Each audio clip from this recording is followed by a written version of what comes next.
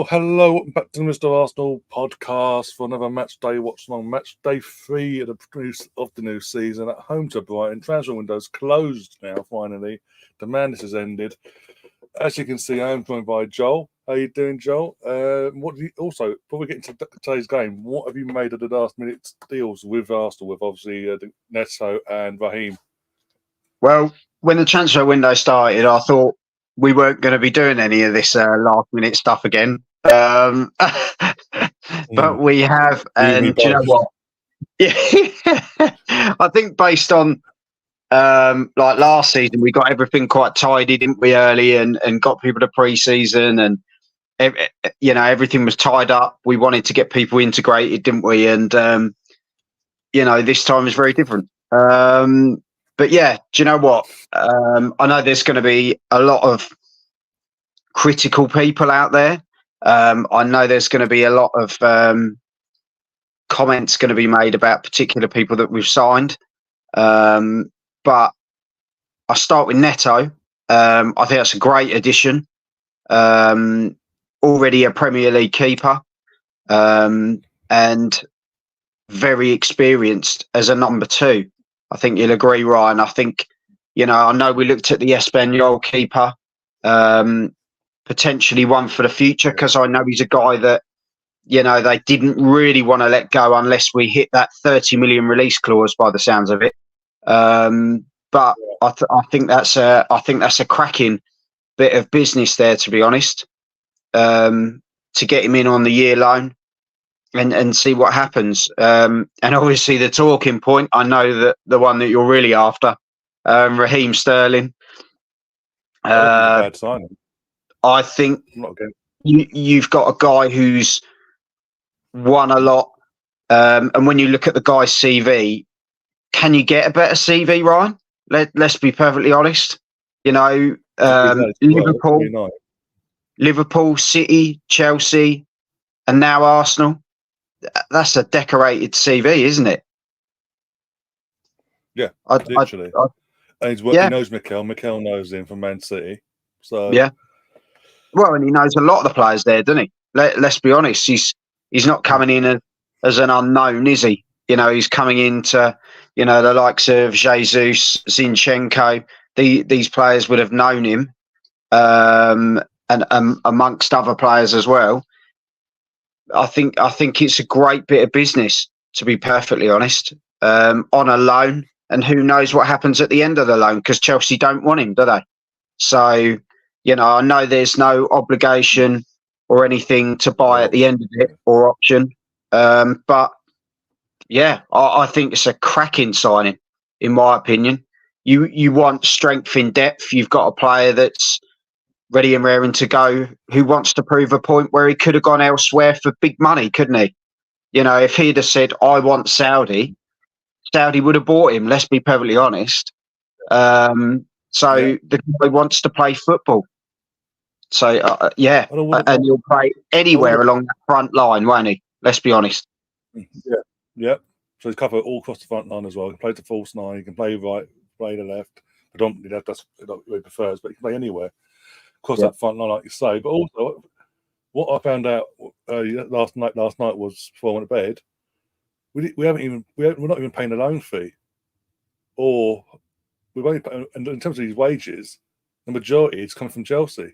Yeah, we're paying like they're actually paying his wage. They're actually paying most of his wage to come and play for Arsenal. So thank you very much, Chelsea. That's very kind of you. But yeah. That I think it's credit, though, to Arteta and Edu in this transfer window. Absolutely spot on. Calafiori, what a signing. And when he came in the game the other day, he just came in like he'd been with us for ages. It was seamless. Timber's like a new signing. Again, didn't get him last season. He's coming to this one. He's already breaking into the first team, isn't he? Playing again today. Marino, a bit frustrating because he's fractured something in his shoulder. Apparently, it was during training. Saliba fell on him, apparently. But it is what it is. But the good thing is, we didn't go mad and sell Partey, Jorginho, or anyone like that. We've got the cover there. So got the cover. So, you've even got the likes of Skelly, who can play in that left back and centre mid position as well. So there is cover throughout, isn't there? So, yeah. Mate, I think it was a cracking transfer window.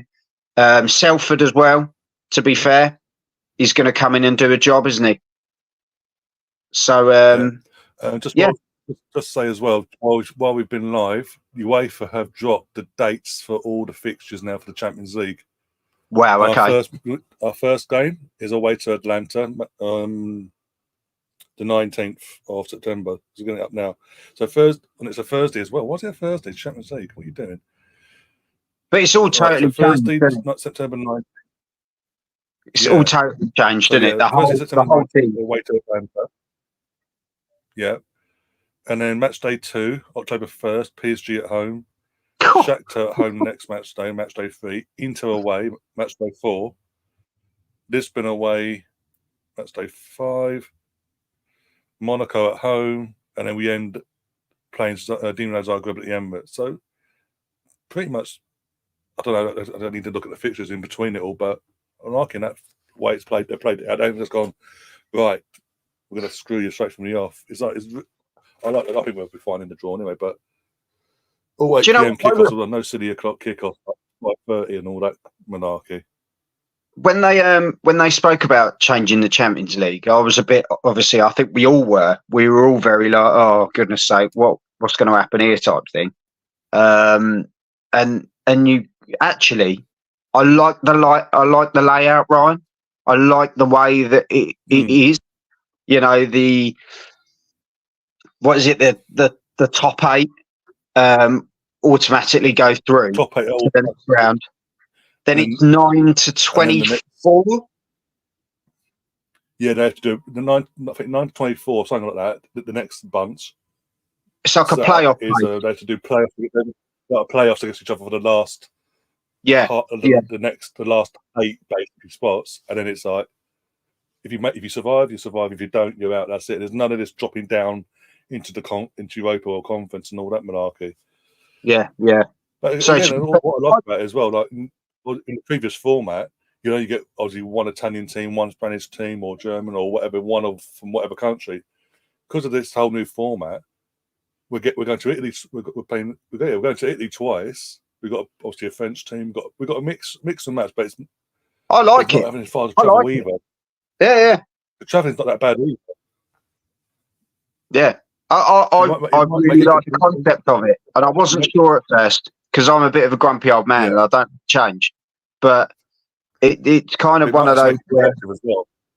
Yeah, 100%. I like the whole setup of it, and I think the way they've done it, I think it works really well.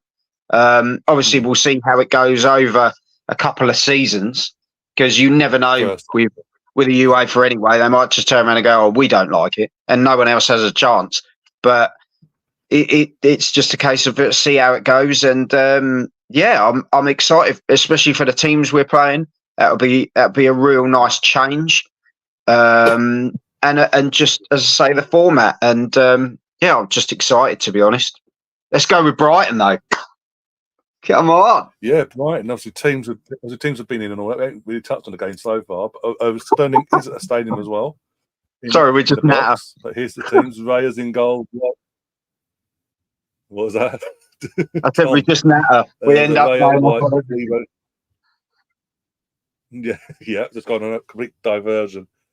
Saliba, Gabriel, Timber, Partey, Rice, Odegaard, Saka, Trossard, Havertz, and then obviously on the bench we got, because Neto wasn't registered in time yesterday, Setford, our 18-year-old keeper we bought from Ajax in the summer, is on the bench today.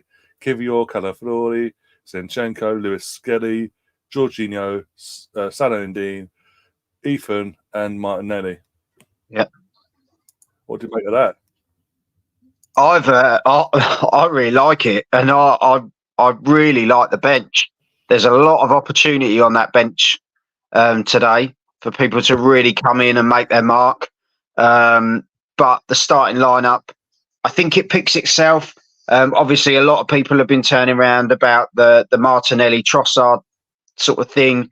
It comes down to your sort of personal preference, really, doesn't it? But Trossard, the way he's been playing recently, he deserves his start. He's been fantastic. The goal last weekend, he took it so well, and I think he earns his spot today. In my opinion, I think he really earns the spot of getting the start today. But yeah, cracking team to put out. I think it means business against a very tough operating Brighton side that we're going to be going against today, because they're going to be so up for this. Good start for them as well. They're going to want to keep it going. Yeah. Just before we bring in Gary, I've just seen Mikel Marino. He's again with his, I assume it's his other half or family member, in the stands, and he's got a black, not heavy duty brace, but it's a brace. He's in the army. He's in a brace. So read into that what you will. Hopefully, he's not long term. He's just a couple of weeks or whatever. It's just a quick. Oh, okay, we're done. But Gary, how you doing, Gary? Considering I didn't think you'd be on because you got your show later. So how you doing? I'm doing good. Ryan, Joel, everybody in the chat, thanks for joining us. Yeah, I'm doing good. I kind of missed a lot of the last 2 days of the window with like family stuff and work and all this stuff, so I kind of didn't get to enjoy it like some of you guys did. The last 5 or 6 hours. So I did see the the little sprinklings of a Reece Nelson Sterling swap kind of thing, as far as one going in and out. But I think we got what we wanted. I mean, I want a player that's going to, Arteta's going to look to the bench and go, like some people said, if it's 1-1, you're not pulling Saka out. But if it's 1-1, you might bring Sterling on and then figure out who's coming off. But, it's probably not Saka, but you still have a Sterling that you can bring on that might give you something different, especially if Trossard starts. And, I think Trossard can give us starts, but I don't think he can be our starter. I think consistently, I think you get more out of him off the bench, of course, but I think over a course of like a 10-game stretch, I think we'd rather have Martinelli and then Trossard coming on than let him go, because he could go through a 10-game scoring drought. I did some stats in it. He can't start for us consistently. So yeah. So I think it's got a bit of age and just kind of where he is right now. But yeah, no, Trossard, he's one of our most important players, because he can give us starts, but I think when we need it, he comes off the bench, and that's why Martinelli not getting back to form is an issue. Yeah, if Martinelli gets back to form, then Trossard he'll hit his double digits easy, and hopefully he needs to be a 10-10 guy for us this season, because that's what we need with what we've lost and how he's going to play. So yeah, I'm looking so today if he doesn't do anything, it won't surprise me. But I think he's pissed off from last week. If that drags him, I like to look at how players play going into the next game. If last game was any indication of how he's going to play today, I expect him to come out. Maybe it'd be nice to have him come off the pitch, with 20, 30 minutes to go, because of where we stand in the game. You know what I mean? That's kind of how I hope that it works out for us today. Because he was, he definitely had that, he had that anger, you don't do that again. Like Arteta, don't do that again. He needs to be reactive, doesn't he? He came on, he took his chance last time, and you want him to come into this game and hit the ground running from the last game. He's got to continue that form, as you say. It's easy to get pissed off and because you're not getting what you want, but at the same time, then you've got to go and get what you want to earn your spot, haven't you? And I think we can say the same with how Sterling was at Chelsea. It was very much a frustrating time for him. And although he'd come on and he'd do a job, then the next week you kind of feel like you're back at square one again. And Trossard's now got that opportunity, hasn't he? Where he came on, scored a cracking goal, we all agree, last weekend. But you almost need him to come in and go, right, take the game by the scruff of the neck and say, well, this is what you're going to get every game. Every time you play me, this is what you're going to get.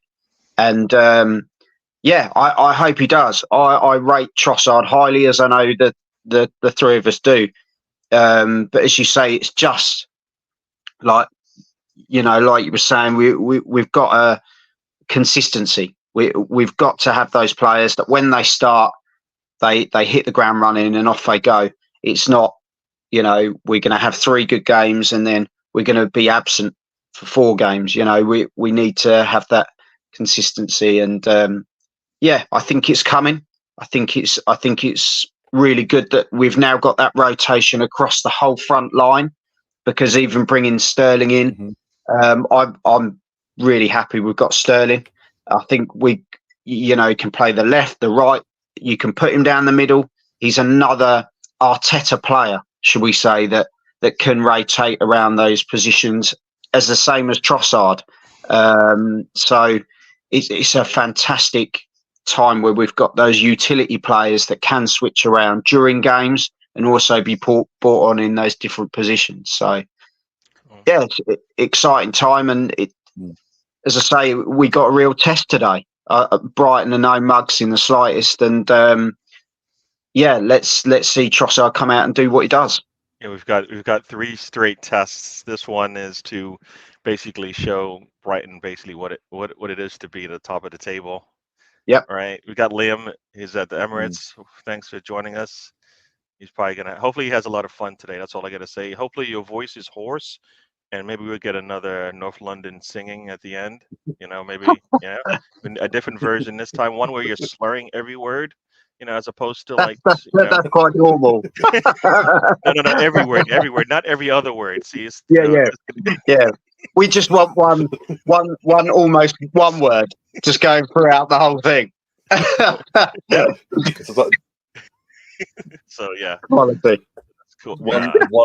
One mixed vast random tune of words sound coming out of his mouth. Just one slurred tone going from start to finish of North London Forever. Just kind of all the way through. That'd be fantastic. But I'm sure it'll come. No, but like I said, these 3 games, even though there's a big gap in between them, we kind of need to show yes, we are. This is important for us, and this is how we're going to play. You're gonna have to watch out. All right, this is a good step. This is a good step in the. This is a good test for us. Brighton sitting at the top of the table, has something to play for. They've been pretty good over the last couple games, but this should be a different test for them. If we come out and do what we expect us to do this year, everybody should be a little bit improved. Hopefully, Rice and them are a little bit more rested now. They get to catch their breath, and they can play all out because, I say they can play all out, but then they probably will play during the break. But hopefully it's a little bit more rest then. But yeah, hopefully Rice gets his legs back.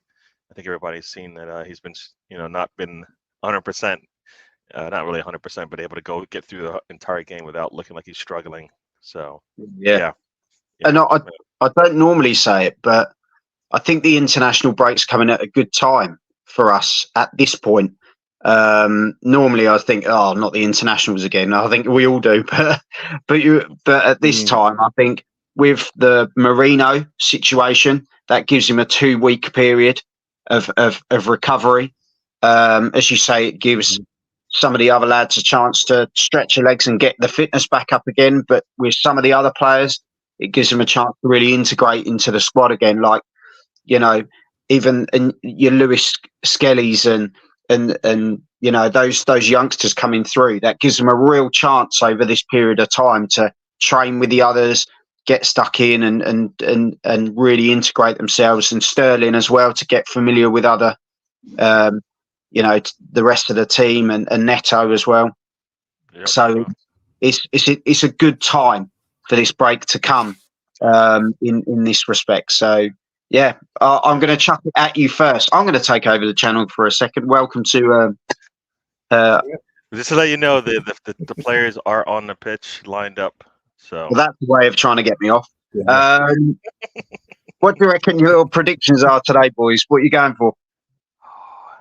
We're going to keep this clean sheet going. So 3-0 for me. Cool. Same here, 3-0. Yeah. Yeah, I was going to be a bit quieter this week and just say 2-0. But I'm not gonna go all out Ryan yet. We're not going to the 7s and 8s yet, Gary. No. Yeah, let's let it work into that. Let's work into that. We'll wait for Ipswich to come along in. Well, I was going to say wait for Boxing Day. Wait for Boxing Day. That's when we got Ipswich. Sorry, Stefan. That's all I'm going to say right now. Just giving you the sorry early. It happens to the best of us sometimes. Right, I better go. I'll be back at half time. But honestly, lads, it's nice to see you both. I hope everyone's well, and I hope family are all okay as well, Gary. As who?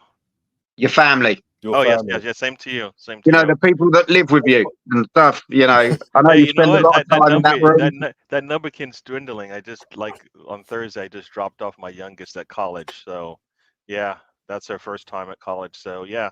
As much as they live with me, but they're in college. All of them now are out the house. So, well, you're bringing one of them over, aren't you? In October. Enjoy it. You're bringing one of them over in October. Yes, I will be early October. I'll be in England with my oldest, visiting my dad, and I got tickets to the women's game. Okay, so I'll be doing that. So hopefully I plan hopefully to meet up with you guys face to face. I can actually see you in the flesh. For those who can make it. Yeah. So Ryan will tell you I'm pretty much about 2 foot. But I've seen the pictures and I was like, damn, he is like a tiny man. I thought Mr. Tom was tiny. Put it this way, I stood next to Liam and I thought I can cope with this, and then I looked at Ryan and I thought, no, this is like standing beside a tree in the park. You know what I mean? It was just ridiculous. So literally, yeah. It's when they rest your arm on rest their arm on your head. I don't like that. That's stuff enough. He put his pint on your head because he's like, damn, I don't. Just a second, just stay right there. He puts the pint down. It was like a new episode of watching the Smurfs. Do you know what I mean? It wasn't nice. But yeah, I better go, and I will see you at half time. Right, come on, the boys. Yeah. Oh man, yep. So I don't know. You got it on your screen, probably ahead of me, but the ball is in the center. And Brighton is ready to kick off. Yeah, same as just waiting for the ball to be kicked. End. Yeah. So hello to everybody in the chat. I saw Russ has just joined us, right? Yep. We got Mr. Tom, Stefan, Catherine. And we're off. Who else do we have joining us? We got Pinky's in the house. Welcome. Liam joined us earlier. And the ball's been kicked, and Taraya. All right. Rudy, welcome to the show. There we go.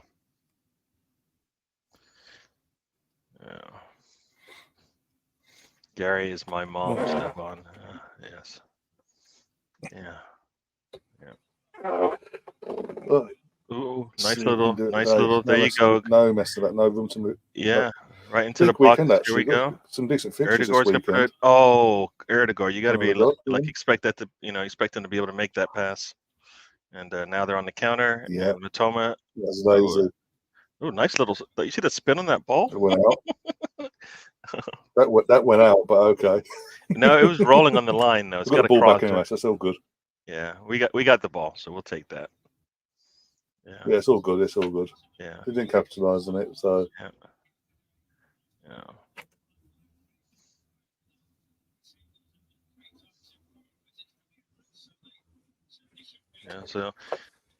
So the I guess you guys talked about Moreno and the unfortunate accident in practice. Wait till he comes back. You're live London Paris. There we go. Nice through the middle. There we go. Ooh. There we go. Out to Saka. There we go. Saka's got one-on-one. Take him on. Go to the goal line. Yep. And he cuts through. Oh, how did he not get that? Oh, man. Oh, you bastards. Yeah, it's like, how did that not get to the goal? Oh, man. And now they're off on there. No, we're going to stop them. There we go. Nice. It's nice to Oh, get that ball back high up the pitch. Saka, I don't know how that did not it didn't even threaten the goal, in the sense that somebody had to stop it. It just never made it there. That was good. We'll take some more of that. Saka taking the ball 1-on-1. You like to see that early, because when they start realizing you shouldn't do that again, then hopefully it opens up the rest of the box for whoever wants to run in there. Partey hasn't even touched the ball yet. Nice long ball to Havertz. A little too low. Oh, that was a fraction of an inch, maybe. Oh, go. Yeah, if Havertz could have got a head on that, it might have gone over the goalkeeper for a chance. There we go. Yeah. 3 minutes in, 0-0. Yeah. So where do you live in regards to? I can only go by where my dad lives. He lives in Acton, so about a 5-minute or 10-minute walk. Your dad's from Acton, isn't he? No, Yeah. Acton, isn't he? Yeah. I mean, I'm literally by Heathrow Terminal 4, that stone throw from Terminal 4. So in terms of train-wise, on the Piccadilly line, next to Hatton Cross, I'll be about 20 minutes away from that via the train to Acton. Oh, okay. All right. It's probably about maybe the same amount of time as Mr. Tom, coming from a different direction, I think. Yeah. Still Partey, as far as I can see, hasn't really had much of a touch. The one ball came into him, but it came in a little strong, and ended up with Erdogan. They're letting us have a lot of the ball, and I don't like it. Well, that's what. Yeah, I mean, and actually Trossard hasn't had much of a touch either. So I think they know better. Oh no, White just gave up the ball deep, and they've got the ball in the box. Benjamin, And wakey. Partey does get a foot in there. Very nice from Partey to intercept that. Well done, Partey. Well done. Yeah. Ball's into Havertz, who's deep, to Saka, and we're gonna reset this thing. Long deflected. Does it go out? It goes out. It's our ball. Come on, nice. It's from Havertz. What's going on?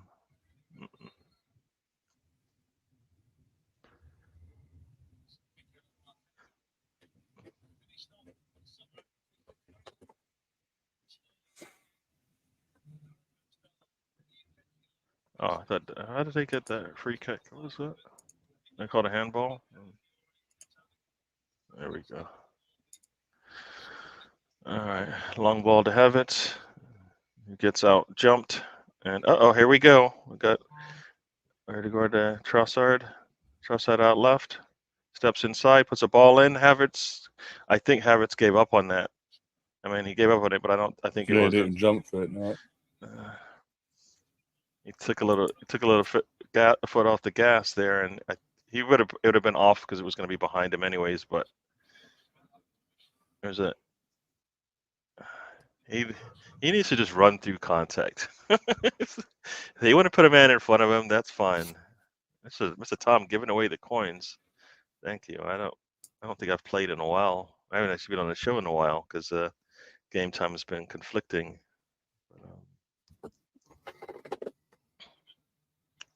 We got them deep in their third. Saka's got the ball into the box. He's got dragged down. They're gonna. It's just outside the box. It's a foul, surely. Yeah. So we got a free kick coming just outside the box on the right hand side. Yeah. It's funny when they look at it like, what did I do? And you see the jersey pull, you're like, sir.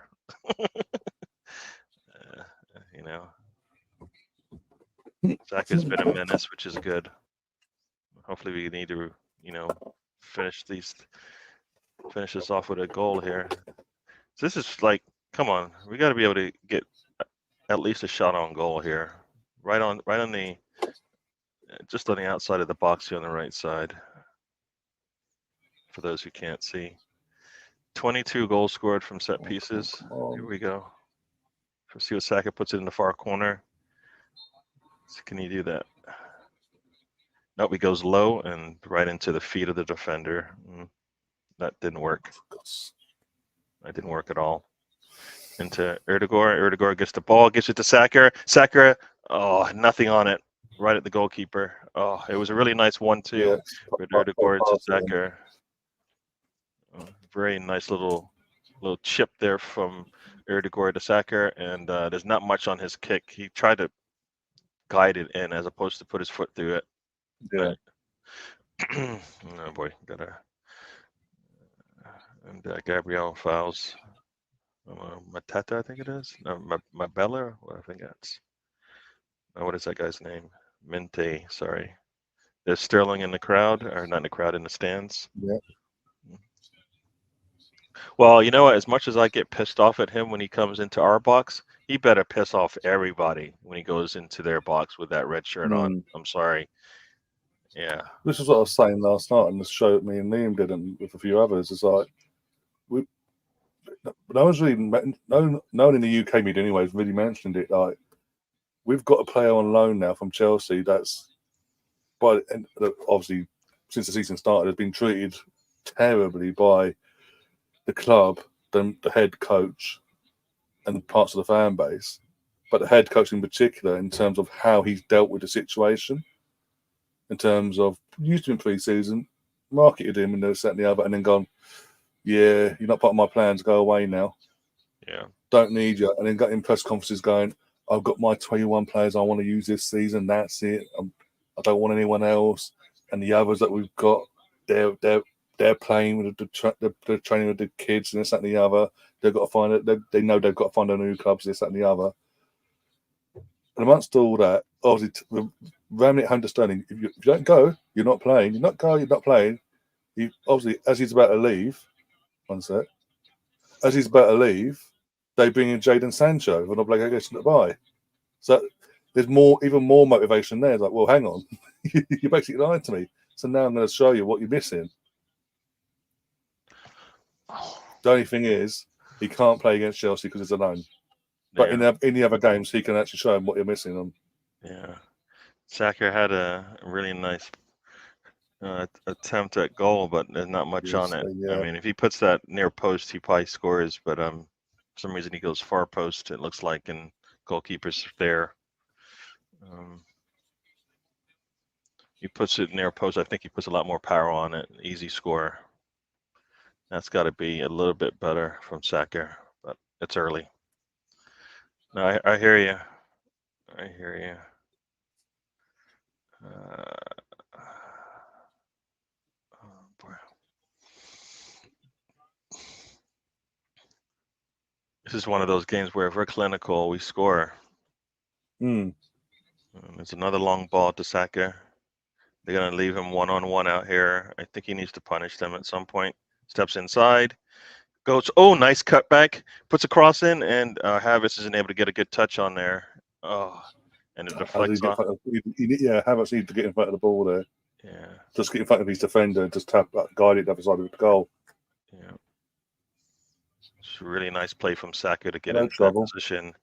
And it's a handball, but I mean, I don't think they're going to call that. It's definitely a handball, but I mean, I don't know where it's by his side, so they won't give it. It's by his side, so they won't give it. Yeah, it's hard to. Where's he supposed to put his hand? You know, that's a defender. Like, yeah, I don't even think he can see the ball actually because it comes from behind a player. It's not like he's moving down. Why didn't I just deflect it in? You know what I mean? There. If that deflects in, then I'm like. Yeah, he hasn't made a deliberate move like the arms up there and it's come down like that or slightly jolted it. He hasn't done nothing. It's there. There's nothing he can do. It is what it is. That's fine. It wasn't a deliberate handball. So let's just move. Get this corner out of the way. Come on, Saliba, Gabriel. And you trust it. Corner, balls up, far corner, and I think it's got to be off of them. Gabriel thinks it's off of them. He had 3 defenders all around him. I don't think he even touched him. How did that not hit one of the yellow shirts? Let's see. Let's have a look. 3 shirts there. It might have came off him. It's hard to see. It might have come off him.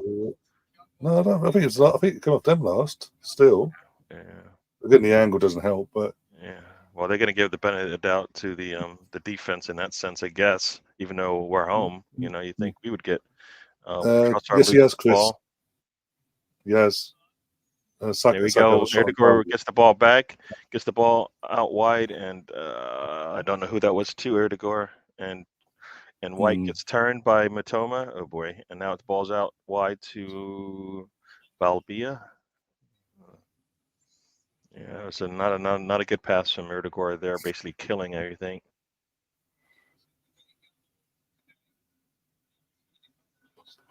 Gary saying he can hear me from my messages in the chat. If you're hearing voices, Gary, go see a doctor.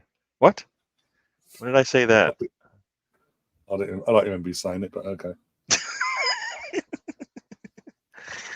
Brownie on one and you two clowns on the other. Okay, well, Oh, yeah, Cardiff City are playing what's them, aren't they? Middlesbrough. Oh, and they're okay. rock bottom championship Cardiff. There you go. We have the ball back again. Saka's going to go 1-on-4, and he's trying to draw a foul there. No, I usually think he's going to. He's brave calling us clowns, considering he's going to be senior in a couple of hours' time. Yeah. That guy. Here we go. Maybe by then, I'll find out if he's got tickets for Oasis or not. Oh, yeah, that's what I guess they were saying. The tickets go on sale now, right? And we're a little bit loose with our ball, the passes here, and we're just giving the ball right back to Brighton. And now 8 o'clock in the morning in Ireland, they went on sale. System crashed. Oh, 9 a.m. in the rest of the UK, and people are still queuing apparently. Yeah. Timber was unable to hold off one of their attackers who got ahead on the ball. Raya there, though. Not sure it was on target anyways, but he made sure of that. Yeah, our passes have been a little loose. This is kind of like my thing. Like the first 10 minutes or so, we should score, right? Because we put ourselves in really good position. Then after that, we kind of like, this isn't going to happen. At least that's what it feels like.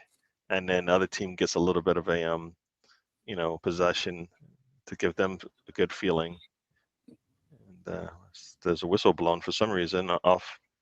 Oh, Milner's down. Imagine, wow, he's down 14 minutes into the match. Oh man.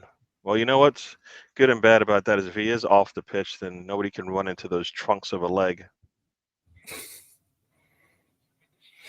That's how KT got knocked out for like a couple months. Decided to go 1-on-1 with those trunks, and he lost. Yeah.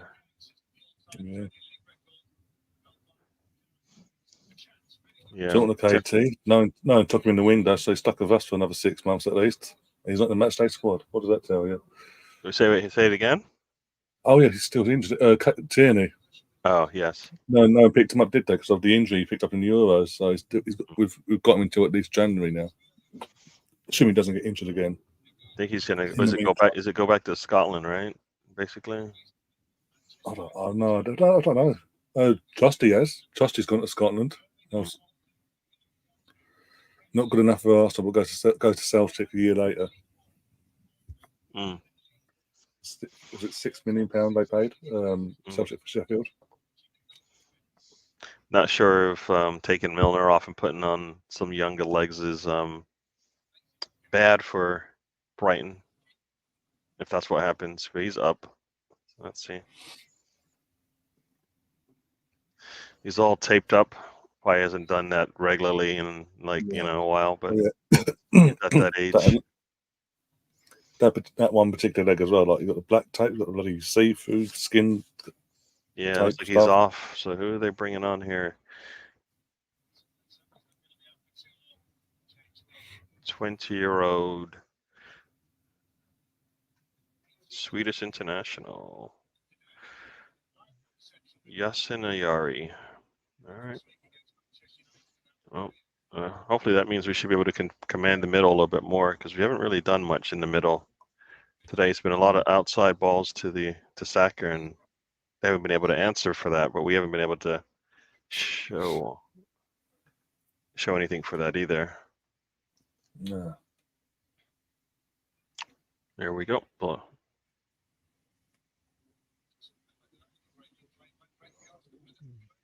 Long ball up to Saka. There we go. Ooh, seeing kind of Erdegaard and Havertz make runs at the middle of the goal. Let's see if we take advantage of that later. Cross comes in. Oh, come on, Erdegaard kicks it right at the goalkeeper. If he picks a corner, he scores. Oh, we're just gonna kick it right down the middle as opposed to pick a corner, man. You got to pick a corner, right? Nice cross from White to Trossard, all the way across. Trossard puts it right back, and Erdegaard's there, and he's got that ball's got to go more to the corner there, and yeah, they delayed the game there, but he's not going to call that right now. But we've had at least two shots one from Saka, one from Erdegaard. I think the goalkeeper we need to put a lot more pressure on the goalkeeper than we did. There we go. 18 minutes. They're already down one sub. Here we go. Havertz is going to get this ball, and the flag goes up. Maybe should have let Saka run on that one. Maybe.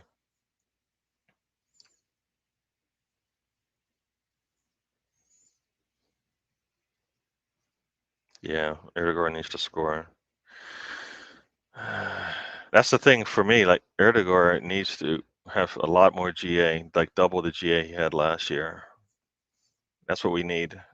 You know what I mean? Like we're doing everything we can to push him up the pitch to give him less this responsibility. You know, I believe, anyways.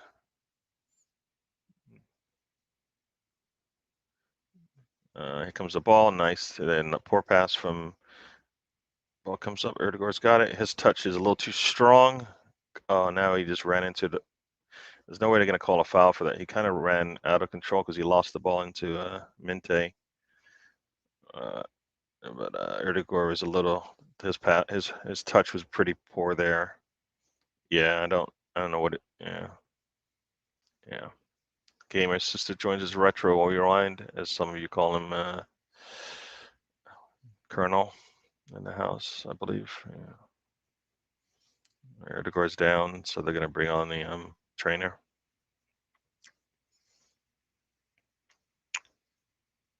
They got they're showing Moreno in the stands with the boss, Mrs. Moreno probably. They're holding hands.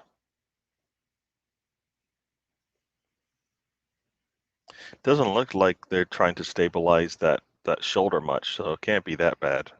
You know, usually when it's the shoulder and it's really bad, they have straps around the upper torso there, but it's really just to keep it from moving too much, which I don't know, but I've had friends that had like soldier surgery and they're so like skittish, you know, if they bump it, they're like, ouch. So hopefully it's a little fracture, like a chip of, you know, not too much. Brownie, not asleep, Russ did me dirty. What? Brownie doesn't sleep during a Cardiff game. Maybe if they go down 6-0. Erdegaard's back up, so let's see how this goes. That's a poor touch by Erdegaard, kind of created that mess. I've seen Saka killer. Gary, will you be watching Leeds during the road trip at 3 p.m. over on the? You know, I don't know. We do Premier League here now. Just kidding. I probably will give that a look. I got enough opportunities to do that, so maybe we'll watch Leeds and we'll talk about that. Check us out later. Erdegaard's walking off, but see that right there, the Erdegaard knock is like, you know, a little warning shot, like, you know what, and where he might be needed. You know what I mean? Give that man some minutes if you can. Nice ball. There's oh, nice there. Trossard gets to the ball on the right-hand side. And then he just kicks it out for a corner. Very nice off dunk. Trossard, Mr. Thomas, son of a, what did I say? There we go. Got Saka's going to put this corner in. Let's see if we can do a little bit better with this corner. Good. Milner is gives me like it's crazy, right? Milner and Henderson played together, right? That's talk about like some experience in the middle there. Here we go, ball's coming.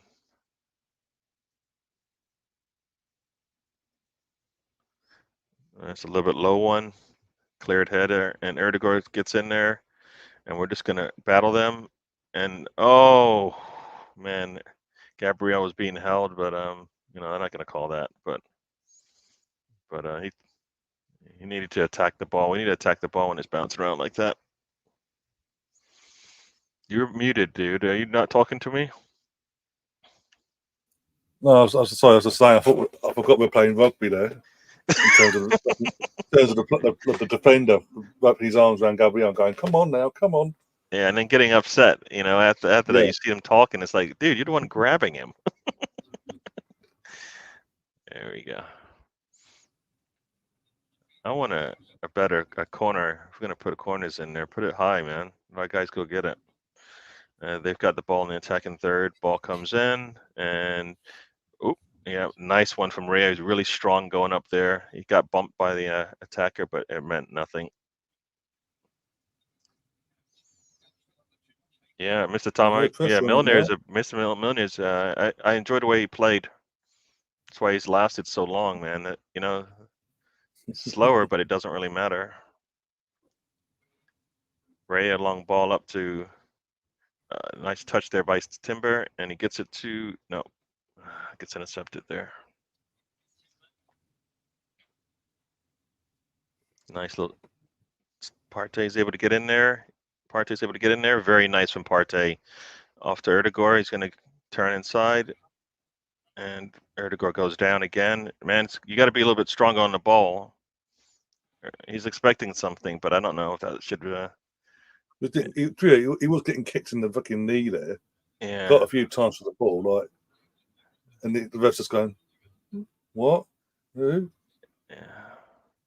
It's almost like, well, it's kind of, for me, it's like that ball needs to get out of there because he had time to make a pass, and then he kind of dribbled into danger, and the referee wasn't bailing him out.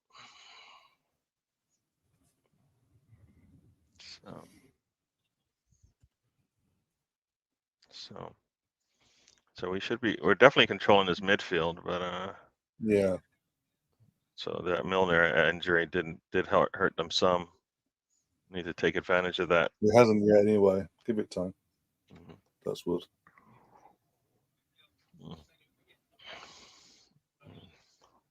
25 minutes.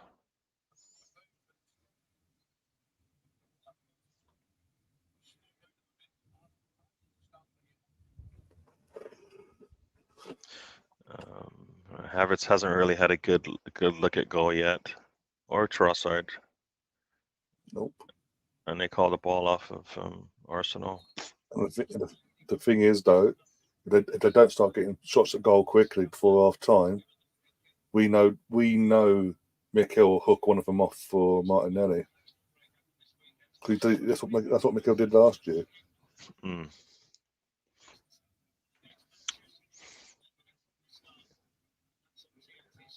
So he's going to hook off the wrong people then, because it's like, you know, there's nobody really that should be hooked off right now. There's nothing anybody's done that. Here's a nice ball into Havertz.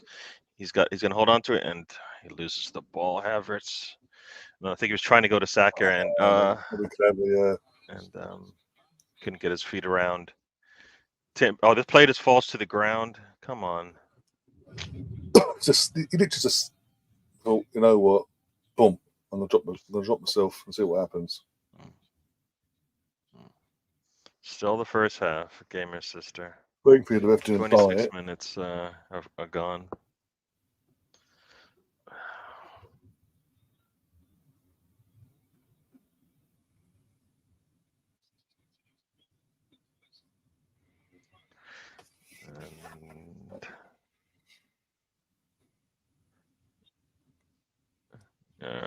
They're bumping us, but Arsenal wants to get a little bit of something from that, but that might have been a little weak one there, Trossard. I don't think you're going to get that. Here we go.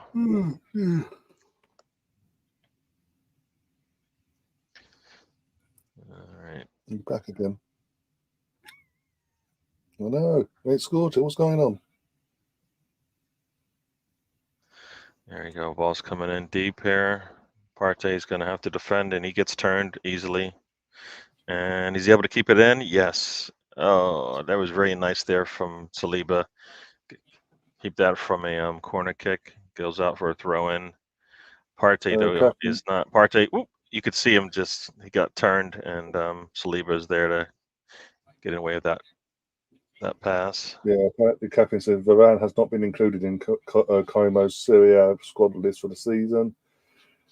He was injured 23 minutes into his debut, and the Italian club are reportedly considering terminating his contract already.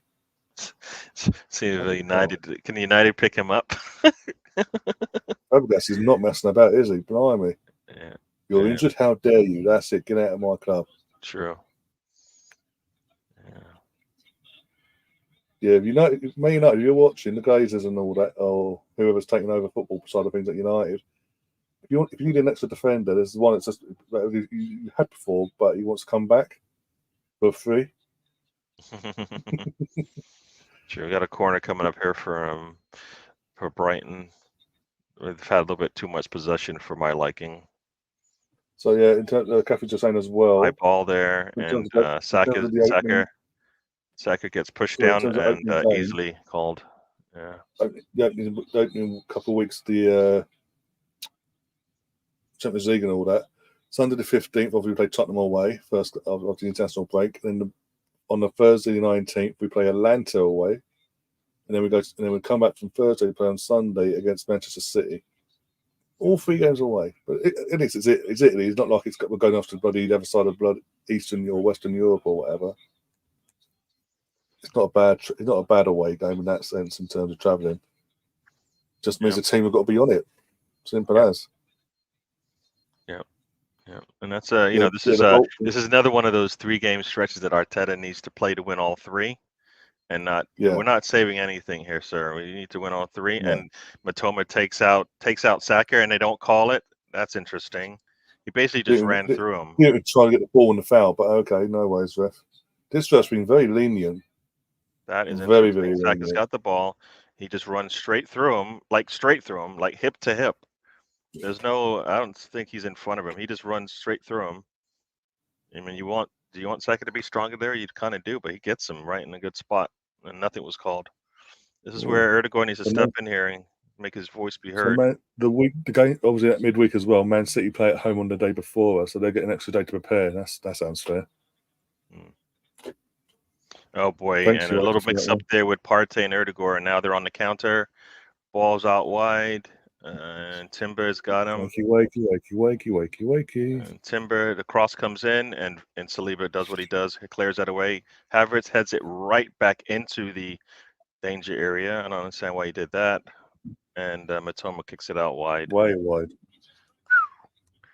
I don't know what Havertz was doing there, but that was not a good clearance. We're trying to hit the ball away from our box, and he hits it into it. And a volley there from Matoma goes wide. Yeah, Catherine. All the League Cup, all the teams that are in Europe, be it Champions League, Europa League, or Conference League. Now we know the draws and all that. That are in the League Cup. All their games that would have been taking place Champions League week have been moved to the following week. So the game midweek after Man City away is when we'll be playing Bolton, for example. So they've just got to figure out what day to put us on now. I mean, the guy's got his hands on his neck, and he's wondering why he goes down the way he does.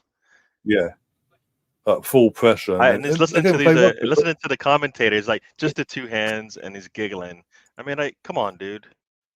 Come on. Literally Veltman goes up, grabs him around the neck, almost grabs him around the neck, and then literally just goes like this, and then throws him to the floor like playing rugby, and goes, "What the hell?" Okay, I'll do it to you and see how you feel, mate. Yeah, I don't get why, Tom, but yeah, the whole point of Champions League is not to be on Thursday night. But okay. Yeah, it's all about spreading out the getting more eyes on the game, right? So they can make more money. from advertising and stuff. Another player goes down, Saka goes down, and nothing's called again. Nothing's called again, but that's okay there. And the official's just standing there going, "What an idiot!" He's literally saying play on. It's a head injury. He's telling them to play on. Now, yeah, it's a head injury, and then he finally says, "You know what? Let's stop the game now." After, guess what? They got the ball back. Yeah. Not when the foul So happened. He just elbowed him in the back of the head, and then he steps on him because he's falling backwards. So it's. And almost caught him. And again, not only did he smack him in the side of the face there, but almost landed on his stud wise on his special areas, so to say. Saka's like, "What's going on? You're letting them beat me up." And then when Saka does it, it's going to be a yellow. That's the problem. We can't ever respond in kind because it's always worse when we do it.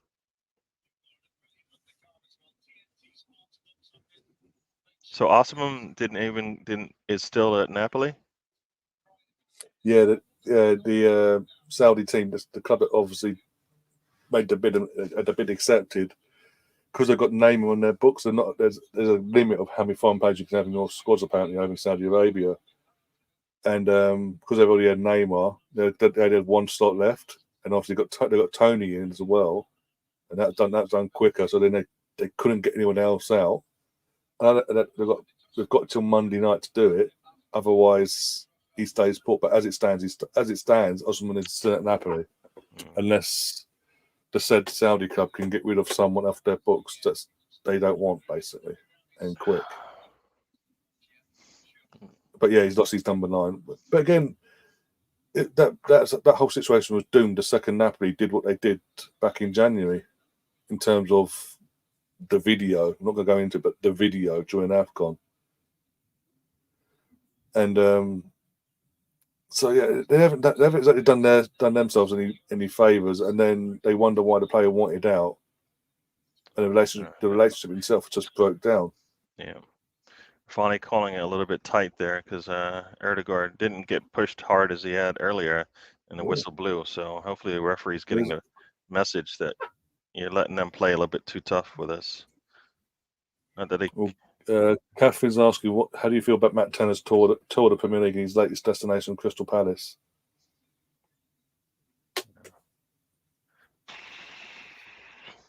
I don't know.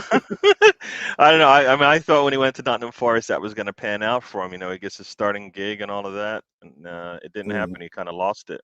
Now he's gonna, like you said, he's gonna be roaming around, probably a journeyman, being a second fiddle to whoever the starter is. Even though he's looked really good, and I don't think he'll lose his number 1 status because I don't know who's sitting behind him right now. But probably need to go somewhere where he could actually start. And 35 minutes. Brighton's had the ball a lot more than we have, and offsides there from Havertz. American goalkeeper. Even though it deflected off their defender, but okay, massive deflection towards us, but cool, yeah. Tom says American goalkeepers tut. Yeah. I mean, he looked okay for Nottingham Forest, right, when he got there. He started off well for us, and then suddenly just one mistake. He had one mistake in one game. I can't remember what game it was now, but early on last season, before Cooper got sacked. Yeah. And I don't know what, he just never recovered confidence-wise, and it just became a sort of a thing that we kept on saying, oh, maybe it was a good idea we got him out the door when we did, and things like that. But it's just like his confidence got knocked in one mistake, and it's just like, and obviously then Muno's come in and said, no, not for me, go away. Yep. And Saka lets the ball roll and lets it roll out.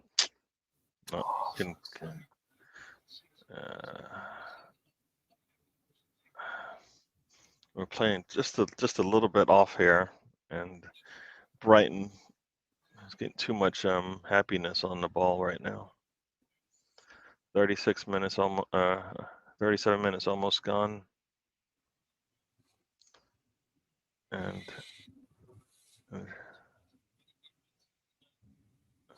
you're gonna call it this tight. Why are you calling it this tight now? You've been letting them beat us up all game. Yeah, because it's the other way around now. It's Arsenal because we're doing it. It's a foul. Be consistent, oh man. That's all we ask is be consistent. Harry, they are consistent. Consistently shit. Yeah, here comes a ball from Mente. Well outside, middle of nowhere. Let's see. This goes. Ball comes in. Ray is there easily to claim it, and he boots it long and have it. If that was Martinelli, he would have got to it. Just a little bit too much for Trossard to catch up to that one. Goalkeeper gets there first. Screen goal, but who for? Okay. As in what game? Because it's not our game, clearly not. Because obviously everyone else will go mental. Yeah, I won't tell you then what happens then. Oh, you got a notification, have you? Yeah. Here we go. Saka gets the ball in the middle, gets it up, and it's Havertz all by himself with one-on-one with the goalkeeper. He chips it over the goalkeeper. Go on. Goal, Havertz. Come on. Saka goal combination is killing it right now. That's their third combination this season. 3 games in, 3 goals or assists. You pick one. There you go. That just happened out of nowhere. Bang, bang, bang, and it was over. Waka, hey, 65 million down the drain. Kai Havertz scores again. Yes, very nice. That was as I like to say, that was too easy. That was just too easy. Nice kick there from Partey. Saka gets there, gets in there busy, gets another nice little touch to Havertz. Goalkeeper comes well outside the box, and he just chips it over him. And there you go. Very nice from Havertz. One-on-one with the goalkeeper. I've been looking for those type of opportunities for him, and he does really well there. Great alertness, by the way, from Saka. Yes. Just to pick him out. Saka putting pressure on Dunk, really, and was able to get to that ball. Nice touch to Havertz, and Havertz finishes the job. Yeah, Dunks wants a foul. Come on, big man. You got number 7. You want to call a foul on Saka in that instance? Are you kidding me? Lewis Dunk that's built like a brick house, basically, to be the PC version of brick house. Complaining he's been fouled by weeny tiny little Saka. I'm sorry, man, but you don't get that. You're not getting that one. You can come stronger than that. Matoma's got the ball deflected, and are they able to keep the ball in? And nice ball falls to Raya. Here we go. It was a nice play though from Raya to get that ball long. It kind of kept it up pitch, and Saka's got it again out here. He's got 2 on him. Let's see what he does here. He's got 3 coming.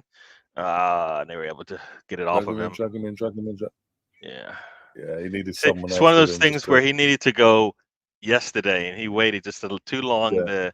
The double got there before he could get out of it, and because Matoma did exactly what he's supposed to do, which was come out a little bit deeper, and Saka wasn't able to get by him. Oh, they're lucky there, right in there. Yeah, Havertz almost got to that ball. That could have been messy, but if he hadn't timed that a second later, that could have been a foul and penalty. Thank you very much.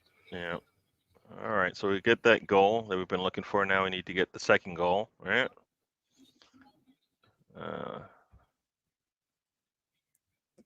Really, the dad jokes and retro. Yeah. The last bit gives. I think he said, "Just when I'm getting nervous, we get something." So there you go. That was that Spidey sense. You thought it was a warning, like something bad's about to happen, but it was a Spidey sense. Something good's about to happen. You need to read it better, Pinky. There you go. Yeah. Saka with an assist in each of his first 3 matches. There you go. All right. Their ball comes out to Rice. Rice is going to slide in. He's probably going to get an easy yellow there. Get out of his. Jesus, Declan, man. Yeah, it's an easy yellow to call there because of the way this being called. This game's being called. I don't know what they do that. The player's up walking, so it's not like it hurt him or anything. So stop it. Is he still up? No, I guess not. No, he barely touches him, man. That's not. It doesn't. It looks worse than it was. It looks worse than the initial. Actually, yeah. The replay. You actually look at the replay. Yeah, he's lunged in. He clips his leg, but nothing. Yeah, no he pulls his foot away and angles it, so they just collide. That's it.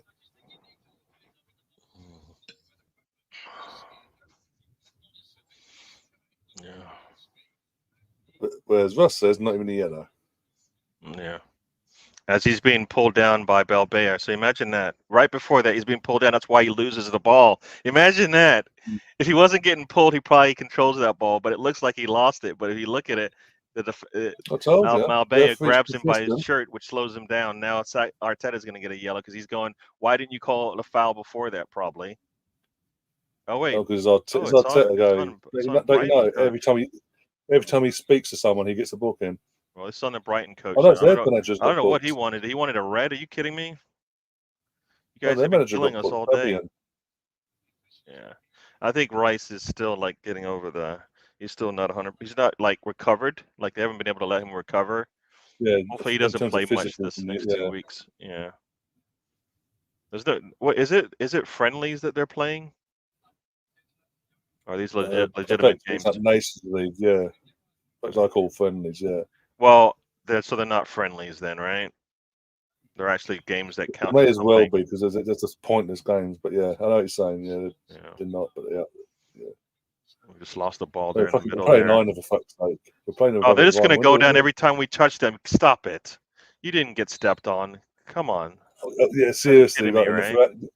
It's like these players. This is what I don't get nowadays. The players, they know the VAR, they know the cameras in general. There's nothing there. Even though, it's not. You know what? Stop it. Watching every single thing, covering every single moment, and they do this week in, week out, up and down the league. And the referees fall for it and then give the benefit of the doubt later, and you're like, no. This is what I'm saying. Tell them to stop.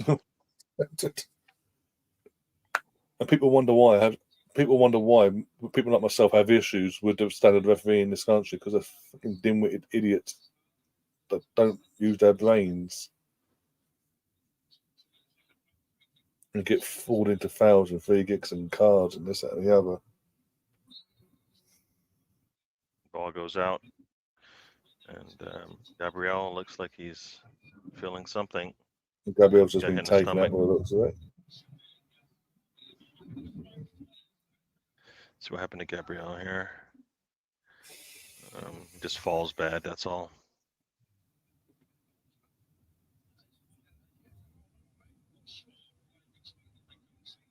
I don't like these. This person in my ears is just not talking well of Arsenal. He said Gabriel did something there. Let me guess. Is he called Lee Dix by any chance? I don't know. Yeah, he doesn't like Arsenal for some reason. No, at least when he's commentating against them. Yeah, I know he's a Man City fan. Like he's a Manchester lad. He's a Man City fan as a kid and all that. But you wouldn't think he's ex-Arsenal, that an Arsenal legend came through, won all these league titles and this, that, and the other. The way he talks about us in commentary and all that. 4 minutes of extra time here. Nice ball there, and we head it right back to them.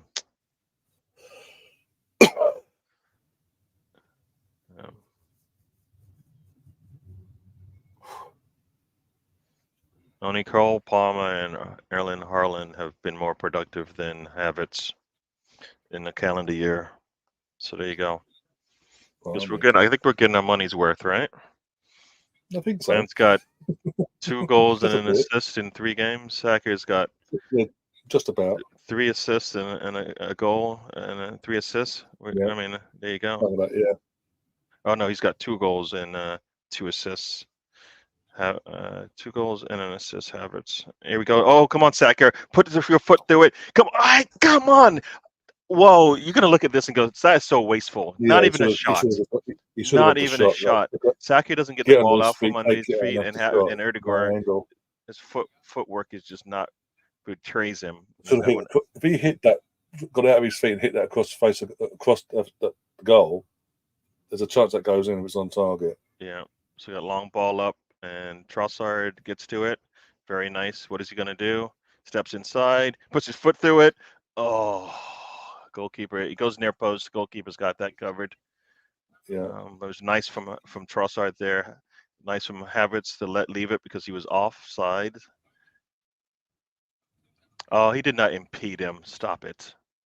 Oh, stop it. Come on. Oh, my gosh, this guy. Might have impeded him. That's why Trossard was able to get a shot off. No, it was 1-on-1 at that point. No, he didn't. He made a point of his arms like that. I'm not touching it. I'm not getting involved. He moved away from the defender, for fuck's sake. But no, he impeded him, guys. There we go. 2 minutes in. Brighton's got the ball. I don't know what they want now.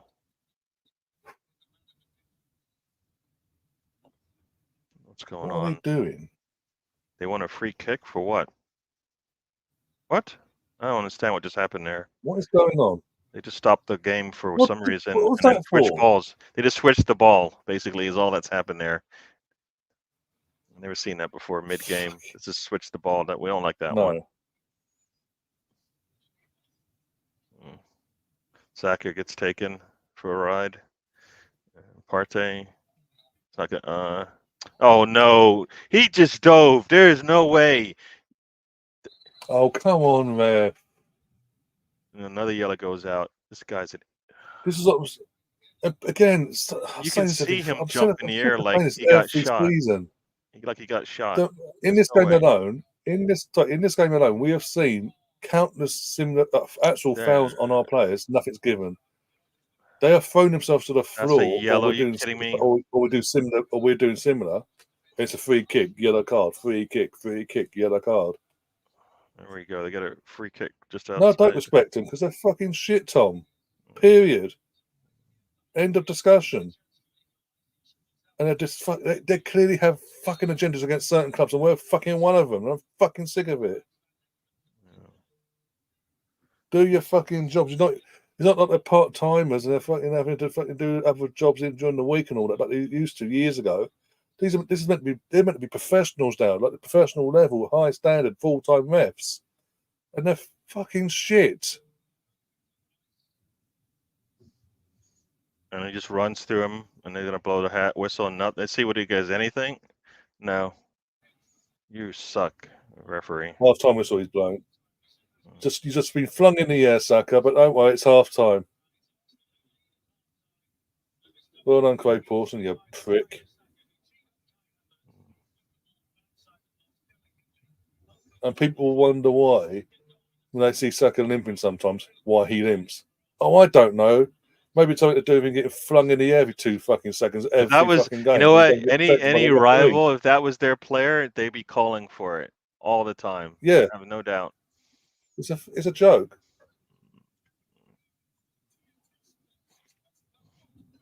Oh man. Well, you know what? This is here we go. It's halftime. Now, Arteta, can you please these guys should be pissed. Should be pissed going into the second half. Got Joel joins us for halftime chatter. Oh, that was fun. Well, the fact that you have your arms crossed and you make that face, you're assuming that we probably should be up a little bit more, right? Well, yeah, we've had the opportunities. Don't get me wrong, Trossard a lot more lively, but yeah, the opportunities have been there to have 2, 3, 4. Do you know what I mean? They've been there. Saying that, Havertz taking that chance was brilliant, absolutely brilliant. That was with the keeper basically at your front door because he was basically in front of him when he chipped him. It was incredible, really. Yeah, great finish. But yeah, we could be two or three here, to be fair, with the chances. Brighton have threatened, but nothing sort of too goal bound. But you know, on the counter attack, they're very quick, aren't they, to get in and put the pressure on. We came out really well at the start, didn't we? We come out, but it seemed to, by listening to sort of Ali McCoyston and the guys chatting during the game there, he was saying the game changed when Milner went off. So you've then got that change of dynamic, haven't you? You've got someone who's a bit more proactive and pushing forward, where Milner likes to sit, doesn't he, and act as almost like that defensive midfielder, doesn't he now? So yeah, the game definitely changed after that. But like I say, Havertz, what a finish, and Saka with the pressure and the pass, I thought absolutely brilliant. So it shows that it's there, but we need to take those chances more. Yep. No. We, like you said, we should be up at least 3-0. When you put the ball at Saka's feet and you put the ball at Erdegaard's feet, you expect a goal to happen in certain situations like that. Especially for me, Erdegaard, he's got to be hungry for a goal. At least, it's 3 games in now. And he had a really good chance with the ball. He kicked it right at the goalkeeper. Same thing for Saka. If they pick a corner, they score. So Yeah. yeah. Especially the way we know Saka scores goals, basically, the way he takes it onto his other foot, doesn't he? And he finds those corners very much like that. Like me and Ryan say quite frequently, that Thierry Henry-esque finish where he takes it onto the outside of his body and brings it into a corner. But yeah, we're 1-0 up. We can't complain too much, I suppose. I'd be a lot different if it was 0-0 and we'd had all those chances, but we seem to take the hardest chance and score from it. That's the crux of it, isn't it? But yeah, 1-0 at half time. I'm happy against Brighton, to be honest. Welbeck's had a few moments, but nothing that's been sort of too frightening at goal, really, is it? So yeah, just see what the second half brings. Would you reckon it'll be some of the same, or I know we always love saying, an early goal second half, but we never seem to do that.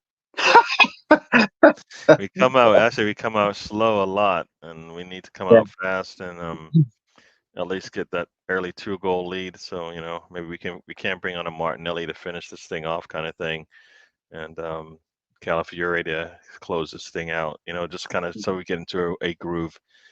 Yes. I am Mr. Tom's childhood friend. Yes. We need the momentum to carry, really, because we sort of finished the half well.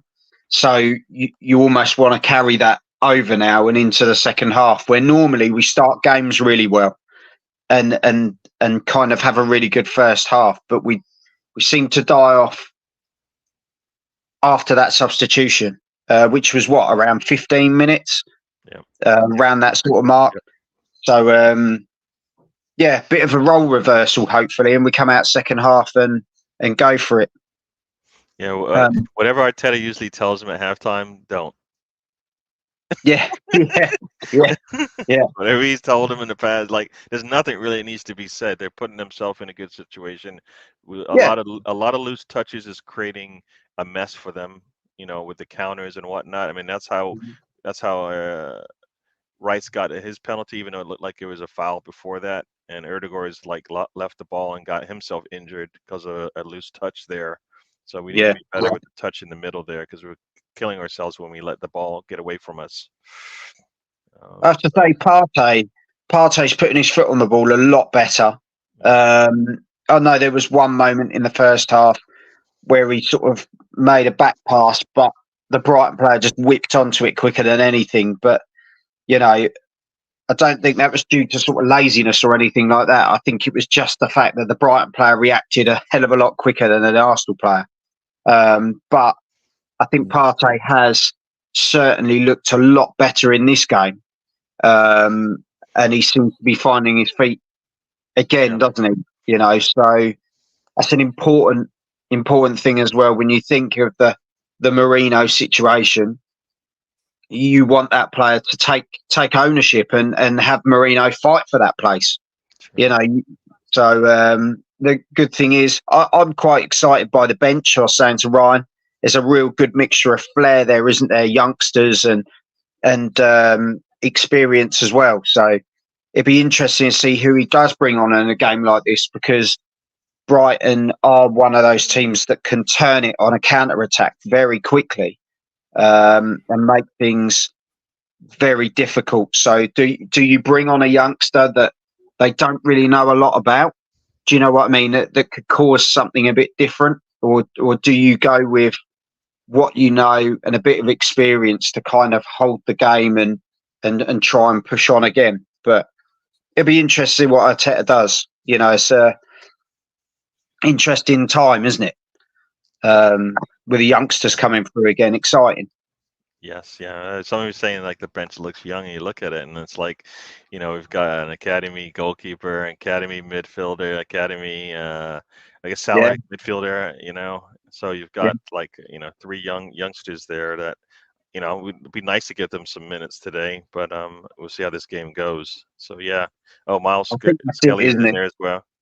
Yeah, I Yeah. think that's it. It's picking the moment, isn't it? And 1-0 up against Brighton for me isn't the moment, but Yeah. that'd be a more Jorginho. And even when we look at the likes of Martinelli now, you can say he's one of the experienced guys at Arsenal now.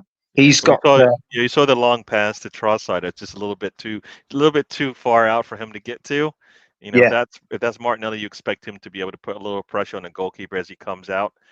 yeah. Because he'll get there, he'll be able to close down on that ball. So, yeah. So Martinelli coming on should be, would be good for us if we need to get that goal away. 65, 70 minutes. I think you could expect maybe him coming on, adding that extra bit of pace and pressure on the back line of Brighton. But it depends on what Trossard does in the second half, doesn't it? If he comes out and he really puts the pressure on, because he has looked good in the first half. Let's just see what happens. As you say, it's a shame we haven't got Jesus as an option who could come on and sort of help Saka out on that right hand side. Because I think Havertz is doing a fine job up there. Yep. Yeah, no, as you said, there's nothing really to change. It's just to change things up a little bit so the defense has to think about it, or all the attackers need to think about it when we do things differently. So yeah, I mean, it's nice to be in a situation where they don't have to play the full 90, right? And you can switch it up and not lose anything, right? You might gain something different. So that's kind of where we are now, right? Before, Yeah. if we subbed, you're like, oh boy, that sub basically drops us down a bit in form and talent and all that stuff. Now, in some cases, it's not. If Calafiori comes on, I don't think we feel that's a big drop. No. Even Zinchenko comes on now late in the game. It's not a drop. Jorginho for sure isn't. And Gabriel, not. So it's just we've got like 4 players that can come on without any significant drop in kind of how we're playing. For me, I don't know how you look at it, Gary, but for me, I almost think I don't know if it's been done in training or whatever or been considered, but Zinchenko in midfield, for me, I'd rather see that than in the left back position, because he does it for Ukraine. It's not like it's alien, and genuinely when he plays in that position for Ukraine, he's a real threat and he scores goals.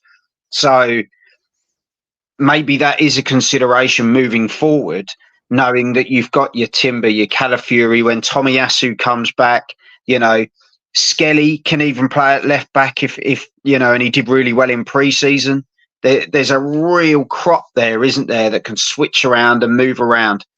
So that may give you that bit of freedom or play to say, well, actually, Zinchenko is that more attacking style guy that if Partey needs to come off due to a yellow card or whatever, that Rice can pull back into that anchor position, which allows Zinchenko to move and probably connect really well with Odegaard. I would think the way they both sort of pass. There's just so many options, and I think that's what Arteta's really given us now, isn't he? Is a squad full of versatility. So it's just exciting. Ryan's quiet. Yeah. Oh no, I don't know. Been rude. I'm just literally keeping an eye. Sorry, we woke you up, Ryan. Sorry. No, I keep an eye on my brother because in terms of he's been up. He did a whole night shift of last night. Got in at 6:30. He's about an hour sleep. He's been up since 8 o'clock this morning online on the Ticketmaster. He's still waiting to find out yay or nay. Basically, still in the queue since 8 this morning.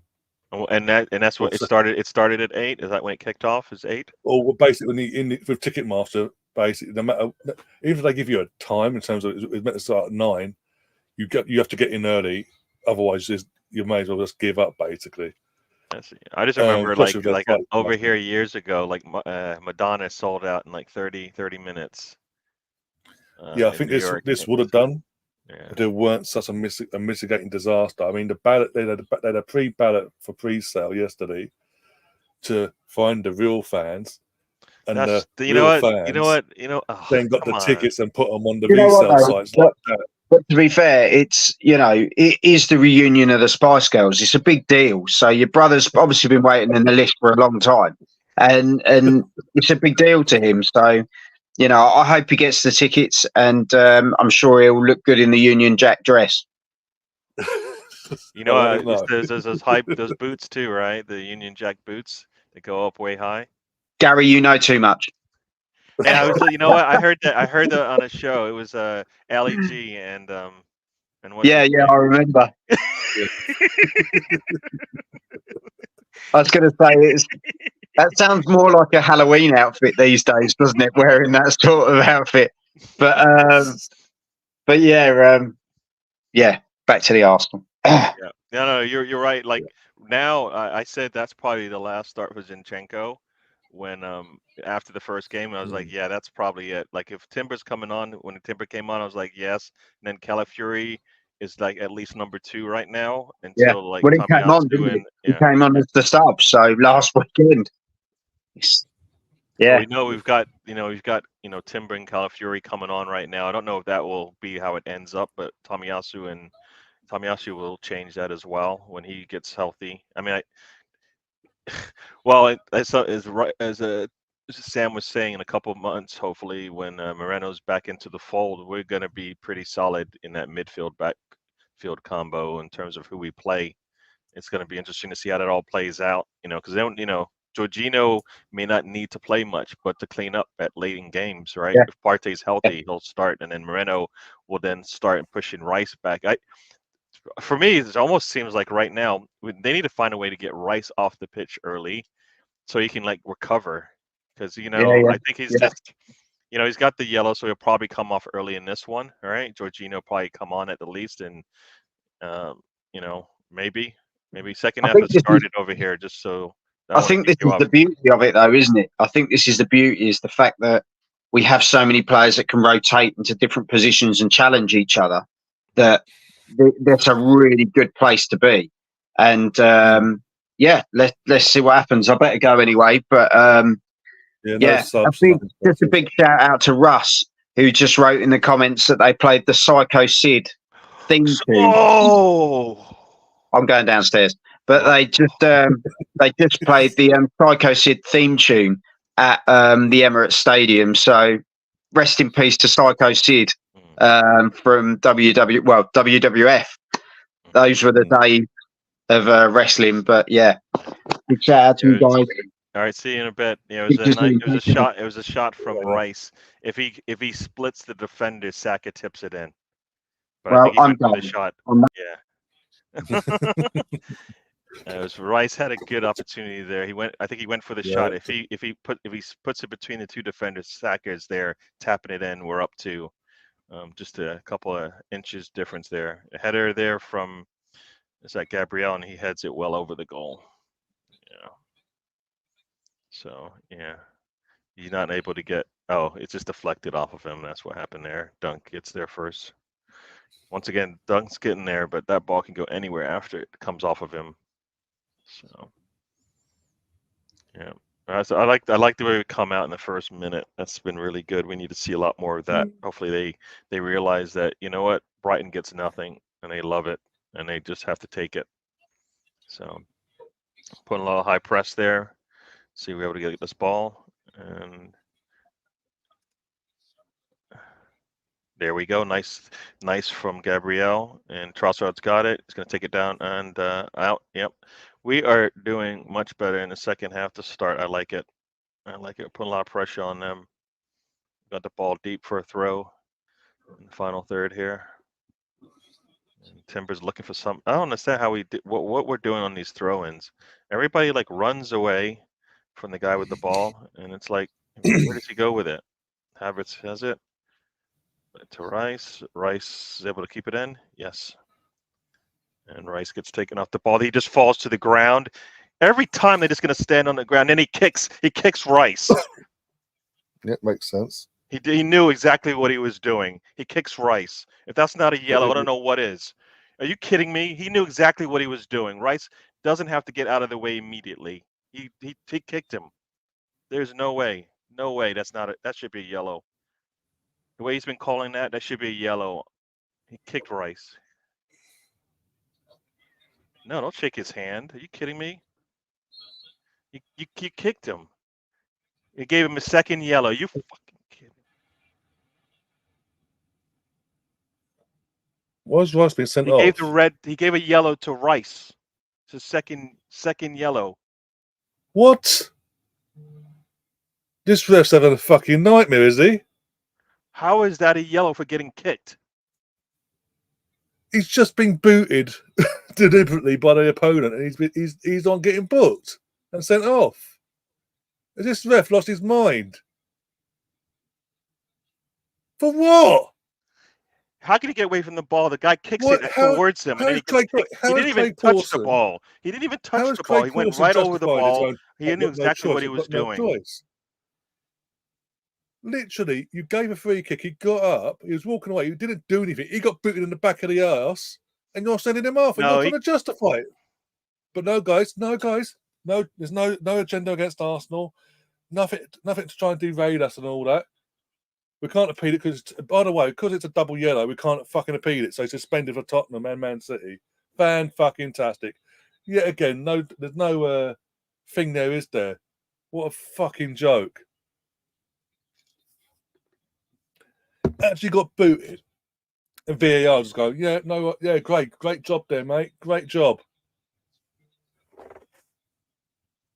He was walking off, dude. He was walking away. He was literally walking away. What a fucking joke.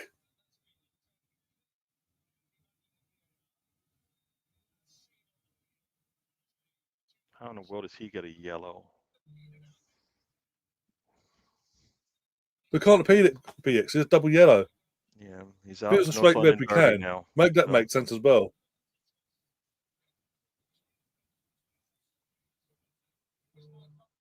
He actually got, he complained, but he was walking away. He's like, oh, whatever. Next thing he knows, he's getting booted in the back of the leg, deliberately booted, and he's the one being sent off. And VAR's looked at it, but they can't do nothing about it. Fucking joke.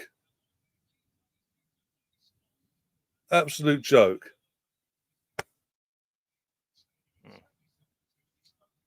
No, they're just shit, though, Ryan. Referees are just shit. But why is it always got to be against us? And certain other clubs as well. Why is it the same clubs get targeted every season? No matter what. They've been beating us all game, and we're the ones getting sent off. And it's a bit of a coincidence. It's a bit of a coincidence that today, of all days, the game before the North London derby, they decided to go, oh, see, I can't do nothing about it. Off you go.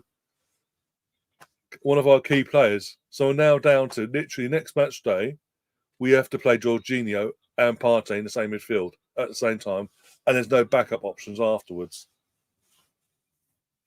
Here we go. Trossard's got it. Oh boy! Come on, Havertz. Oh, not a good touch from Havertz there. Going to have to be really clinical with the ball at our feet when we get these opportunities to attack. That was just can't believe that. Man gets kicked, and he's the one that gets kicked booted. Yeah. But it's okay, guys. It's okay because the referees know best. That the rules have been changed, and this, that, and the other. We're going to be more open with the crowd, open with the people, but they won't change certain things, and their own discretion will decide who gets sent off. Fuck off.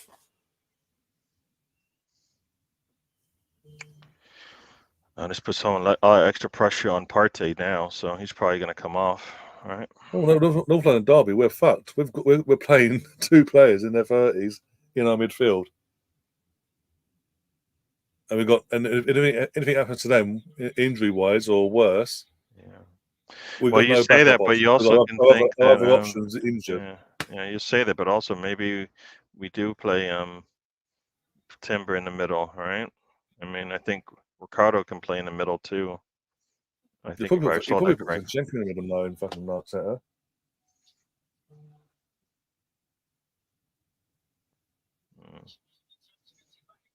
Imagine that. So here we go. Guess what? Guess what? This is the second year in a row, 2 yellows in the third game of the season, or the second game last year, I think it was. Yeah, I think Tommy Asu got a yellow on kind of like some what?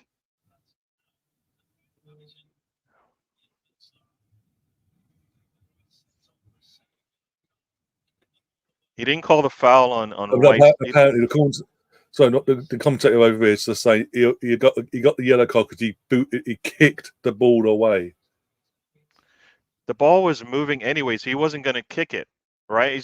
So the official is going to tell us that the ball's moving. You weren't going to call it a poor free kick because the ball's moving, because the ball was moving. In the meantime, the players, the opposition players still lashed out viciously, but that's because you've had to do what you've done before you decided to do what you've done. Said player that actually deliberately kicked out. He's got to wave it basically, not even a yellow. No, the ball was moving. There's no way he should have been allowed to kick it anyway. So they're giving him. He just walked away. He walks up and goes, "I've got no choice." You have every fucking choice. You know exactly. They make calls like that all day. Oh wait, you're on your first yellow. I'm not gonna make that call. They do that all the damn time. You know exactly what you're doing there when you give that yellow. Killing me. I'm going to you this weekend, Gary. That exact incident's going to happen again, either today in West Ham, Man City, or tomorrow at Manchester v Liverpool. I guarantee it's going to happen. Nothing will be given. Nothing will happen. Yeah, guarantee it. But this is my point. The same clubs, not just Arsenal. There's a select amount of clubs are getting targeted every year. It's the same fucking clubs. It's beyond ridiculous now. Yeah. It's an absolute fucking joke. He doesn't even kick the ball. That's the thing. VAR can get involved, right? VAR can get involved because he kicks him in the shin. He doesn't actually. He doesn't actually. The ball's moving and he kicks high anyways. He hits him right underneath the knee. Are you kidding me? Like the VAR can get involved for that, right? But no, they don't want to look at that because that would be maybe punishing two teams. Adam McCoy, to be fair, Adam McCoy, from what I'm hearing, must tell me different. But what I'm hearing, Adam McCoy is fuming. The co-commentator in England. He's like, Veltman's got away with one. He should be on the pitch. It should be the other way around. Basically. Like even if that's the case, and it should have been at least a yellow for, the player that just kicked Rice. If you really want to get into it, right? Because he kicks high. He knows what he's doing. You kidding me? Kicks him high in the shin? Nah. Now, Arteta and your boys need to be a little pissed off and, finish this game strong here. Now he's trying to be tough. Okay, sorry. I'm just seeing the replay now as well from behind the goal. Veltman rolls the ball into the back of, literally deliberate, by the way, rolls the ball into the back of Rice's heel. So it bounces off him in the first place. He's like none the wiser. He just does, or whatever. Yeah. And the next thing you know, in that split second, he gets booted by Veltman. Yep. You got to look at Ricardo. Look at looks like Calafiori's going to be coming on. So who's going to is Partey coming off or Timber's coming off? We can't complain, guys. We can't complain because I've got a Twitter account now that explains everything. Absolute bullshit. Okay.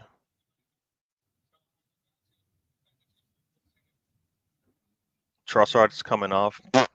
Ricardo's going on. Fuck off, Chris. Fuck off. You're not wrong place, wrong time. Long ball right through the middle. We lose this game because of that now. Right through the middle. It's going to kick off. Oh my gosh. Oh boy. Breakdown. Wow, there you go. Well, there you go. Again, poor refereeing decisions is deciding games. Referees are match fixing. They're deciding I don't like this. Got to do this. Wow. Fuck's sake. Right through the middle, man. It was too easy. I mean, it's like, where in the world is our defense? Oh, Gabriel, mate, come on. What the fuck is going on? Right through the middle. Gabriel gets beat in the inside, and him and Saliba can't clean up the mess. No, And we're not winning today. The referee's decided that now. yeah, We've lost our heads as well. Ray is able to get the Cheating stop, but he bastard. pushes it right back down the middle, and they're able to clean it. He pushes it out wide. He took Trossard off. Yeah. Well, he took Trossard off for Calaflori. Yeah, this game started when we were talking about how the game was being called.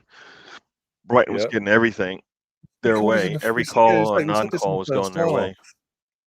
We said this in the first half.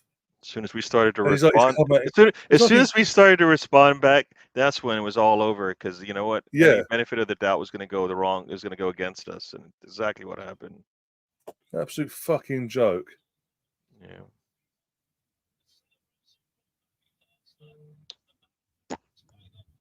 Wow. Got a fucking cheat, have you? Okay, cool.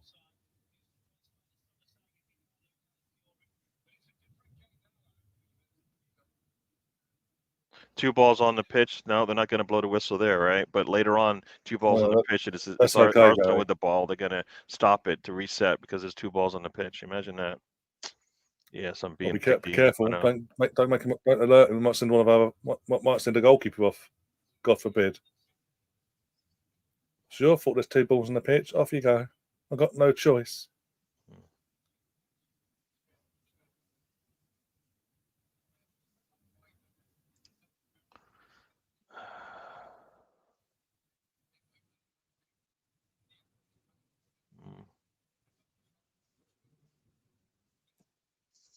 Wow, that game just turned. How many years have we said there's change? These referees aren't good enough. There needs to be a change now. Change. Weasel them out. Pick them out. Get new blood in. And every year, we can't do it because our best friend Howard can't do it. We're his best friend. He can't sack us. We'll change the rules though. We'll be more transparent. We'll do a Twitter account to explain ourselves during the game. Piss off. Just admit your shit. You can't do your job. You're incompetent, and piss off. Yeah. Gabriel gets beat poorly there, and pretty much breaks down the defense. Yeah, that's a Gabriel mistake there. And, boy.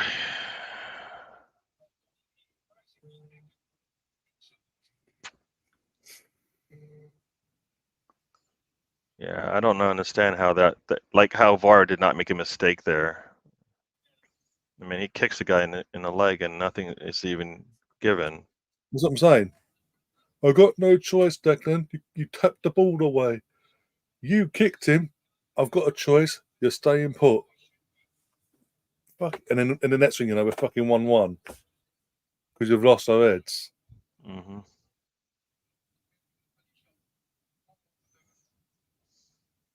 Yeah.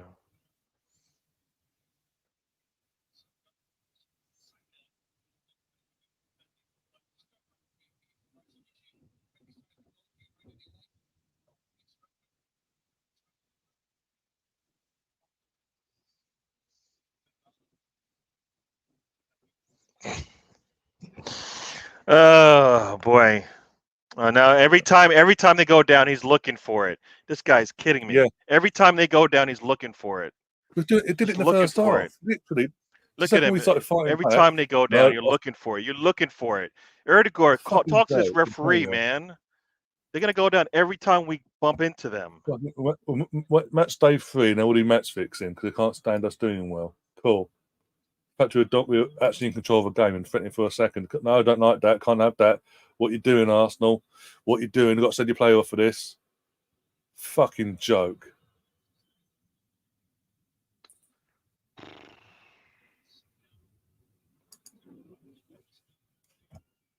We don't know until he has his scans on Monday. BX, we don't know. We don't know when Moreno's back for definite. It's weird. You've heard weeks, you've heard months, you've heard, you know. It depends how severe. It depends on how severe the actual situation. In terms of when the scans come back, how severe it is. He's in a really not a more a very it's not a restrictive sling sort of thing. sling, Yeah. so it's not doesn't look as bad as it could be. I mean, usually when his shoulder is there, I would doubt he would even come to the game, or be in a box or something like that. So he's not amongst the many people. So if it was that big of an issue, so unless he's on pain meds, but they're just gonna Matoma just basically is just picking apart. I mean, and that shouldn't happen. Ben White gets taken, and Matoma's having too much fun. Oof. Yeah. Boy. Ball comes in, Reyes there, gets it, and he goes, no. I cannot believe. I'm sorry I keep going about it, but I cannot believe the referee has screwed us over like this. Partey is able to dribble through very nicely there. See if we can control.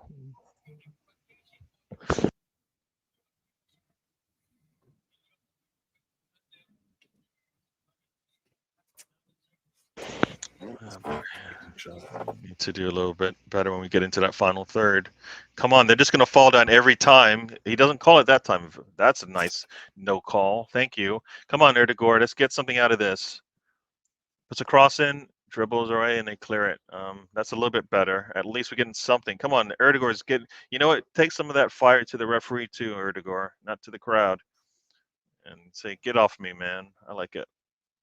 Come on, Arsenal. Let's get back into this game.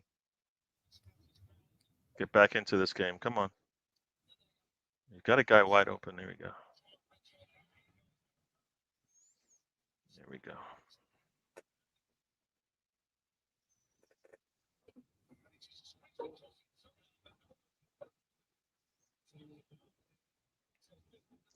Yeah, Odegaard looks pissed.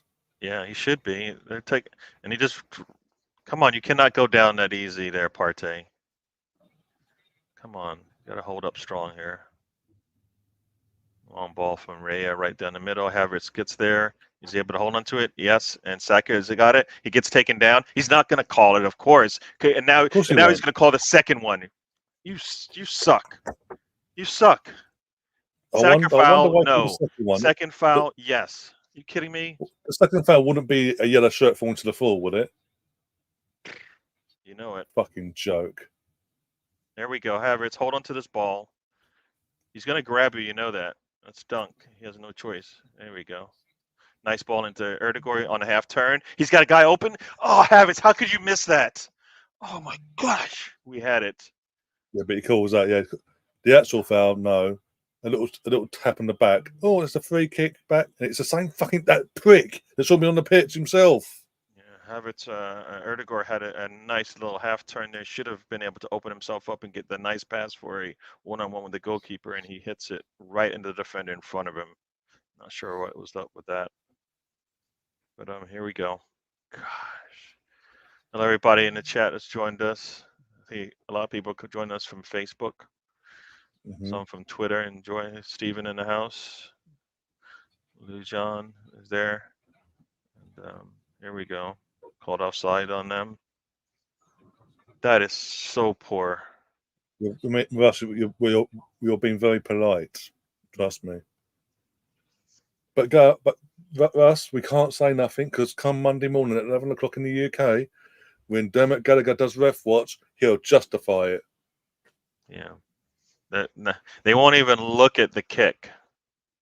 No. They won't look at the kick. They go the tap away from right, and that's justified. But the kick from the attacking player that hits him in the shin, we won't look at that because the play's dead at that point. No, the play's not dead.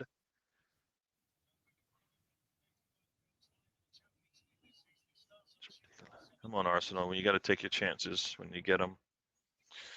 To play some decent defense here.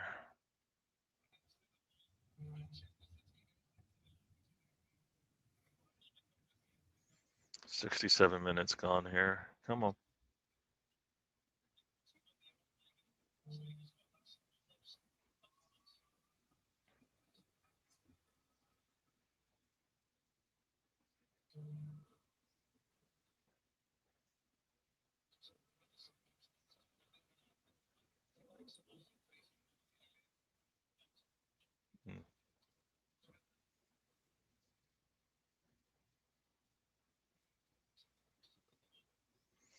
Matoma against White is scaring me.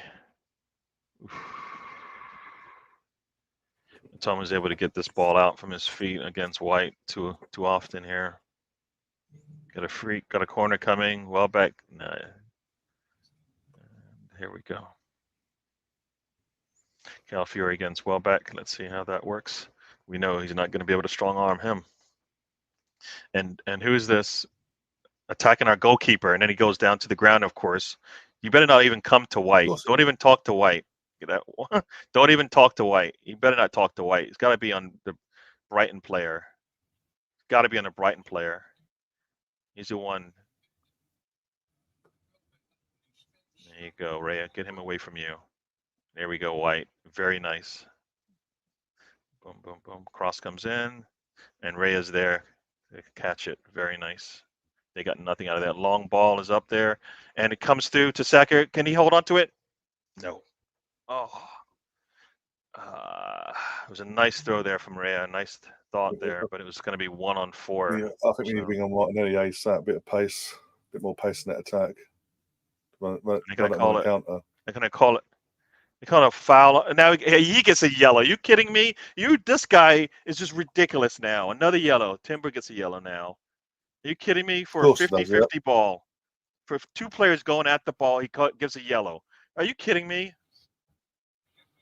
How is a 50-50 ball a yellow? It wasn't a foul on Saka. That's okay, apparently. No worries. We'll continue. Yellow player goes down? No, can't have that. Went for the fucking ball. They both went for the ball. And technically, Timber won it. But no worries, guys. Yes, get the cards out, yeah. I said it last year after the Newcastle and the Villa games away. Referees are match fixing.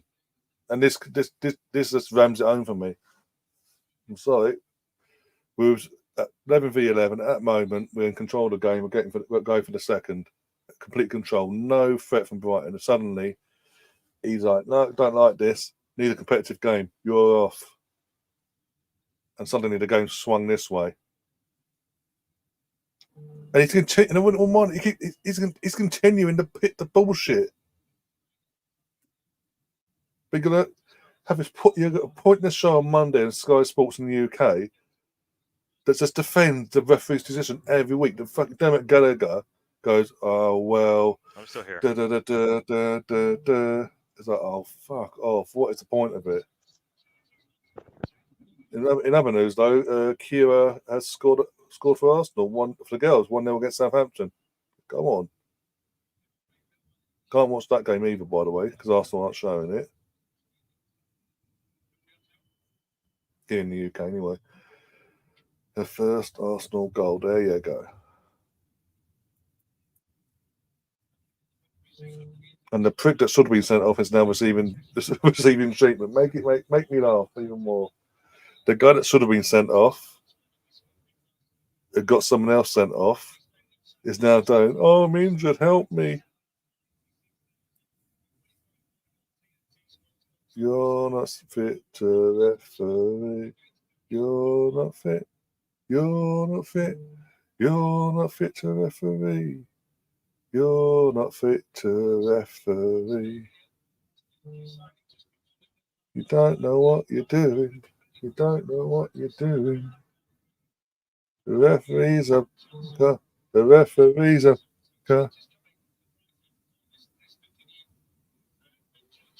Hey, does football? How you doing? Big game for you guys later. No matter what happens in this game, Eddie Doors, can your team do us a favour later against the 115? Be massively appreciated.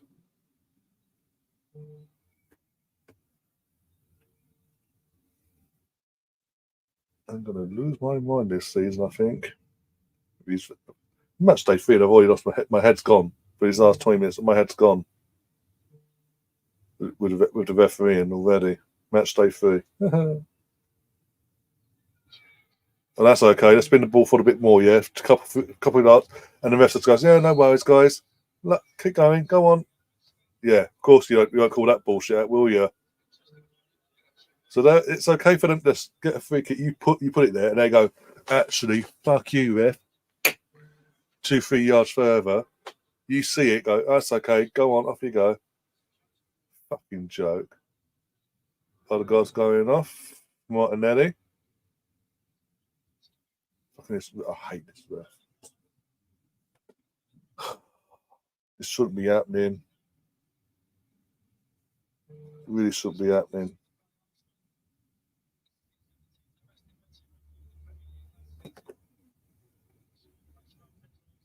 Come on, Gabby, come on.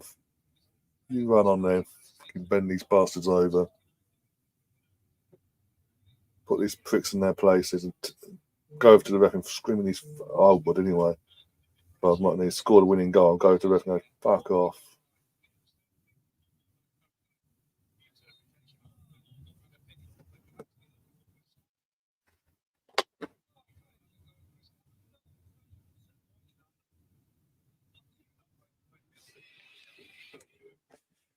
You don't know what you're doing. You don't know what you're doing.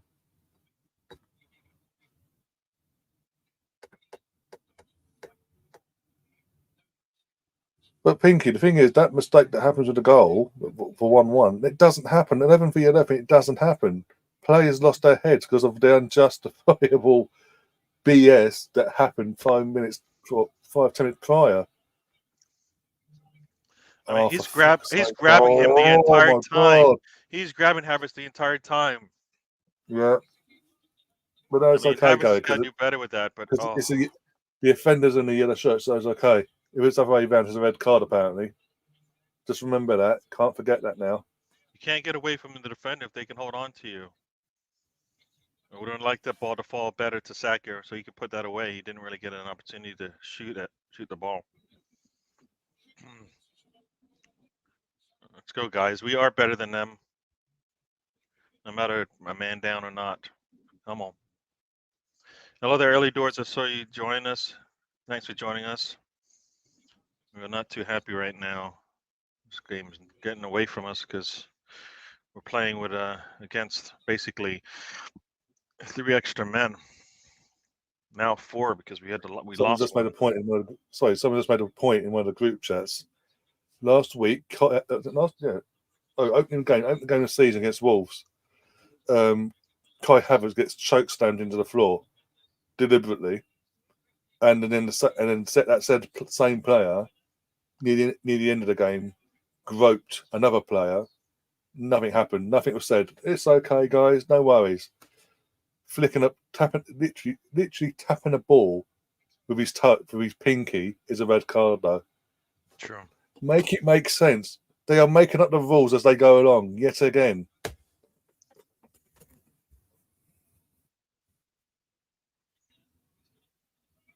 Oh, thank fuck for that, Rice.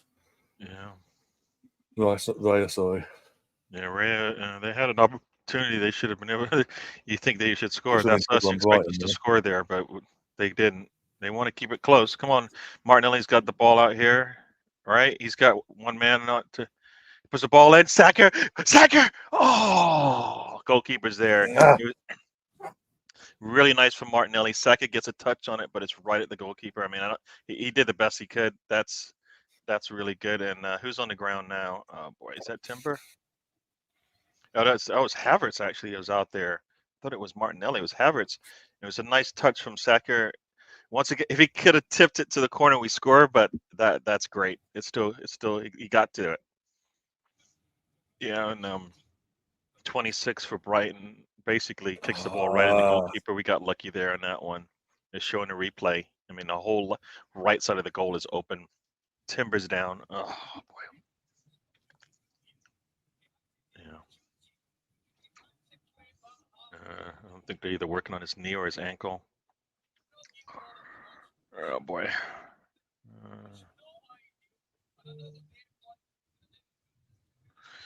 This is Zinchenko time. That's all we have, really, right? So Zinchenko, right? Yeah, I reckon so. Or Kirio, I guess. Kirio could come in there and do a job. So even though he's been, seems like out the door, Zinchenko's warming up there. It's that leg as well.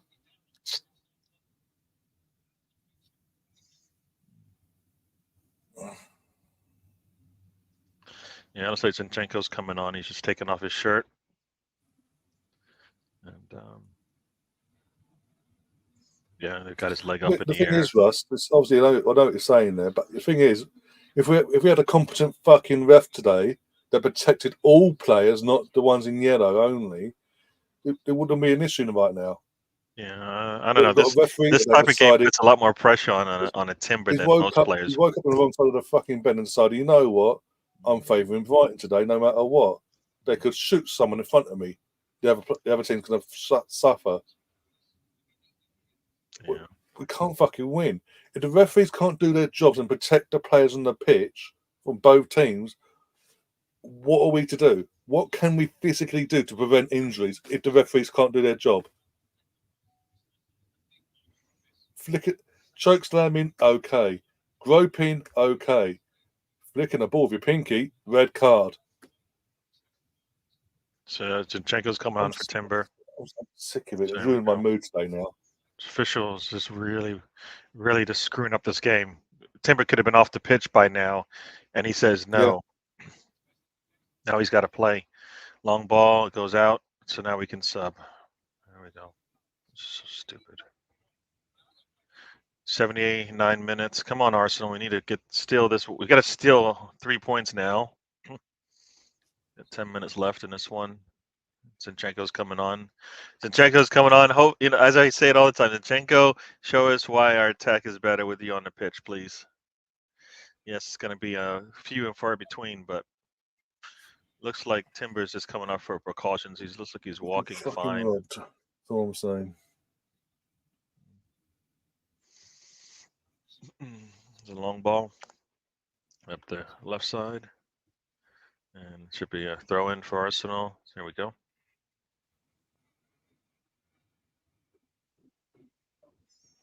There we go. There we go. Hello, Gav. Hello, Gav. That's the mood I'm in now. I've lost my mind for the last half hour. So, yeah. I mean, Gav has to be careful because his team ain't played yet. They've got a play date on this week, maybe today or tomorrow. So he needs to be careful. He can't go full gun ho just yet. Mm-hmm.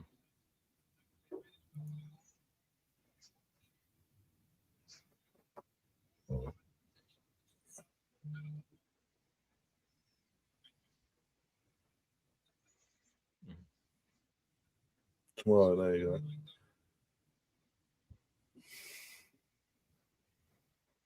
White does a really nice tackle there. Corner coming up for Brighton. Yeah, the Toma's been having a little bit too much fun.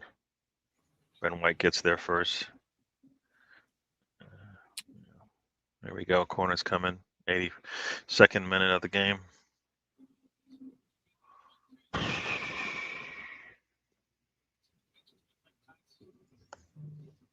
Corner's in, and it's kicked out. Oh, it goes off one of our defenders.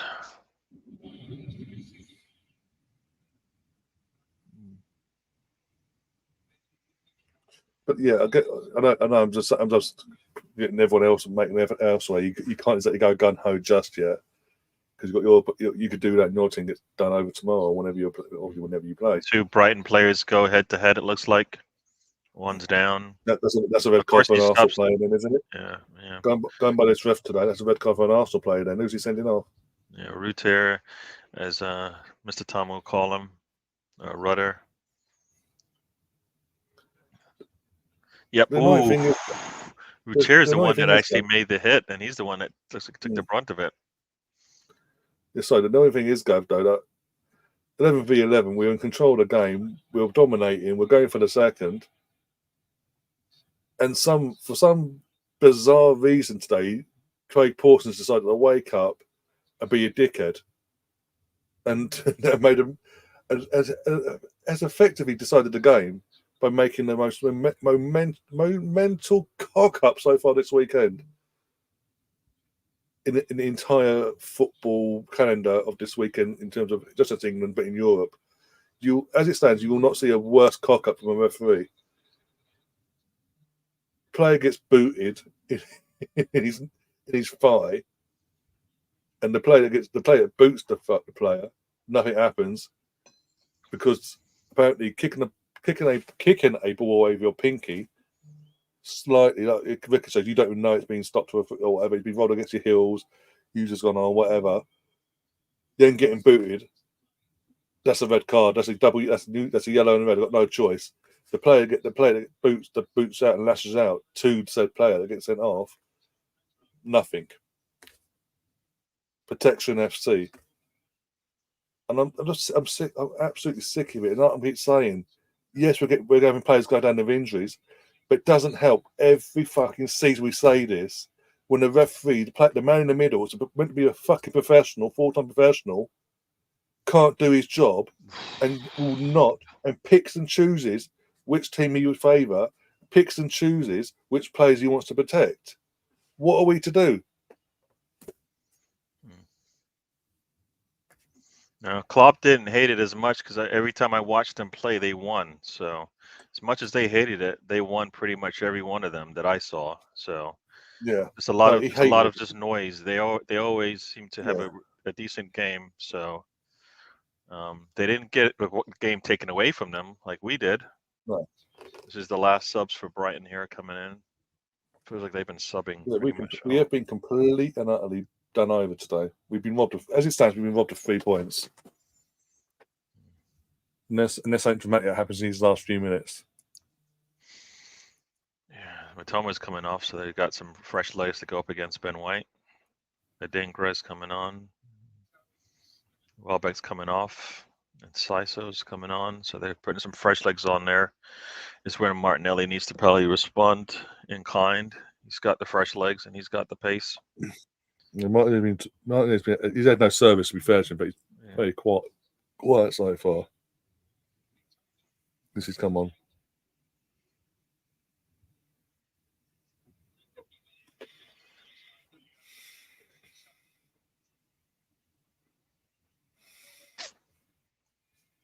There we go. There you go, Ben White. Oh, Ben White, if you just took the ball instead of trying to clear it, you would have kept it. Try to go between the legs. Here we go. Long ball up. Is anybody there? Oh, no, we just booted the ball to no one. There we go. Cross there again. I'm going to try Ben White's side, I guess. Is that the weak side, I think? They think? There we go. Come on. The ball comes through the middle. And Partey's able to boot it up. Come on, Havertz. Nice Havertz. Come on. Come on, Havertz. Go. Oof.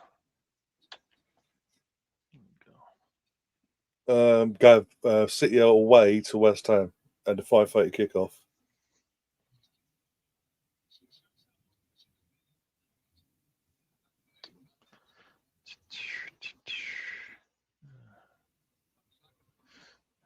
It's about almost 86 minutes gone. Here we go.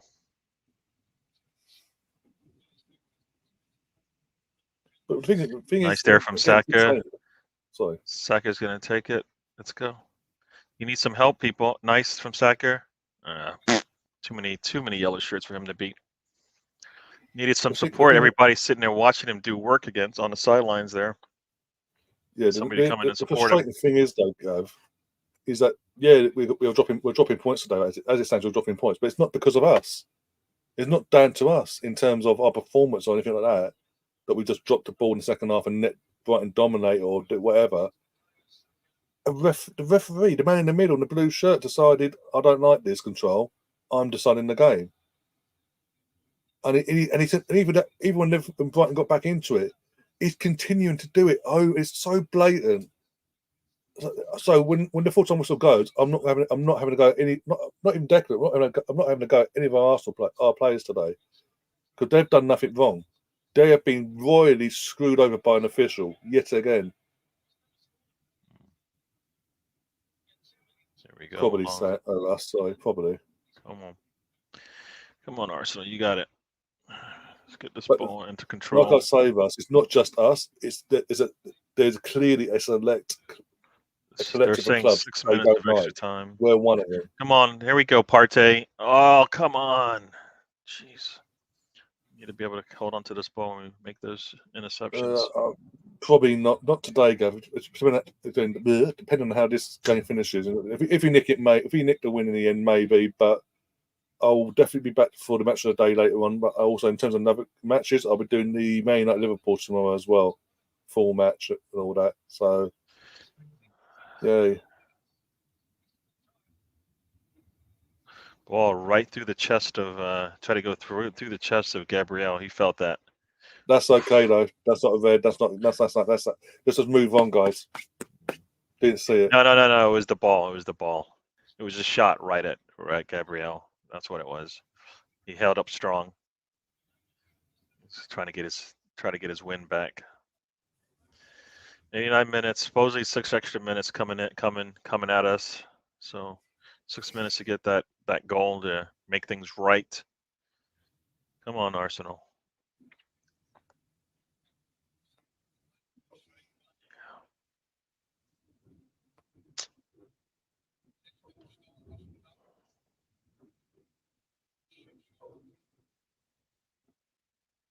Fuck off, Craig. Fucking guys winded. You're saying, come on, move on, get up, let's play the game, keep the pace going. What? So you can give them a fucking penalty? Yeah. There we go. Every time, they're going to go down, grab their face, because guess what? Arsenal been fouling them. And he gets ridden out, and nothing's given. I don't see it. He just looks away. That's what I'm saying. Nothing to see here. Just looks away. It's a red shirt's gone down, so it's nothing to see here. We'll move on. Let's play on, guys. You did the same thing to a yellow player? Get over here now. Red card. Get off the pitch. Absolute fucking joke. Into extra time now. Long ball in. Ray is there. Very nice. Here we go. All right. Seriously, red. Anytime. Yeah. He just looks away. He just looks away because guess what? It doesn't benefit his team. Martinelli nearly broke his neck on the side of the pitch. La la la la la. Keep going, lads. We'll get their seagulls. Come on.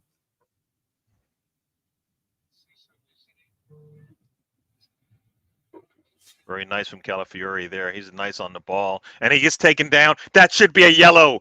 You just took down Saka. Are you kidding me? Boys, I didn't see it. Are you kidding me? He's right in front of you. This is what I'm saying. This is what I'm saying about this ref. Sees it if it's a yellow shirt going down. Oh, red shirt. Right in the middle. Right in the middle. There's nothing to see here, lads. Right in the middle. Raya does a really good job to get to that ball before their attacker. Are you kidding me? If they don't bring Saka down, guess what happens? Yeah, exactly. Off the ball as well. It's off the ball. It's right. How can you not see it? It's right in front of him. I didn't see it. Fuck off. But you saw a pinky kick a ball away. Go away. Literally go away. Long ball. Can we get? Here we go. They're gonna go down every time. Going down and you're gonna call that one. Are you kidding me? You're terrible, man. Terrible.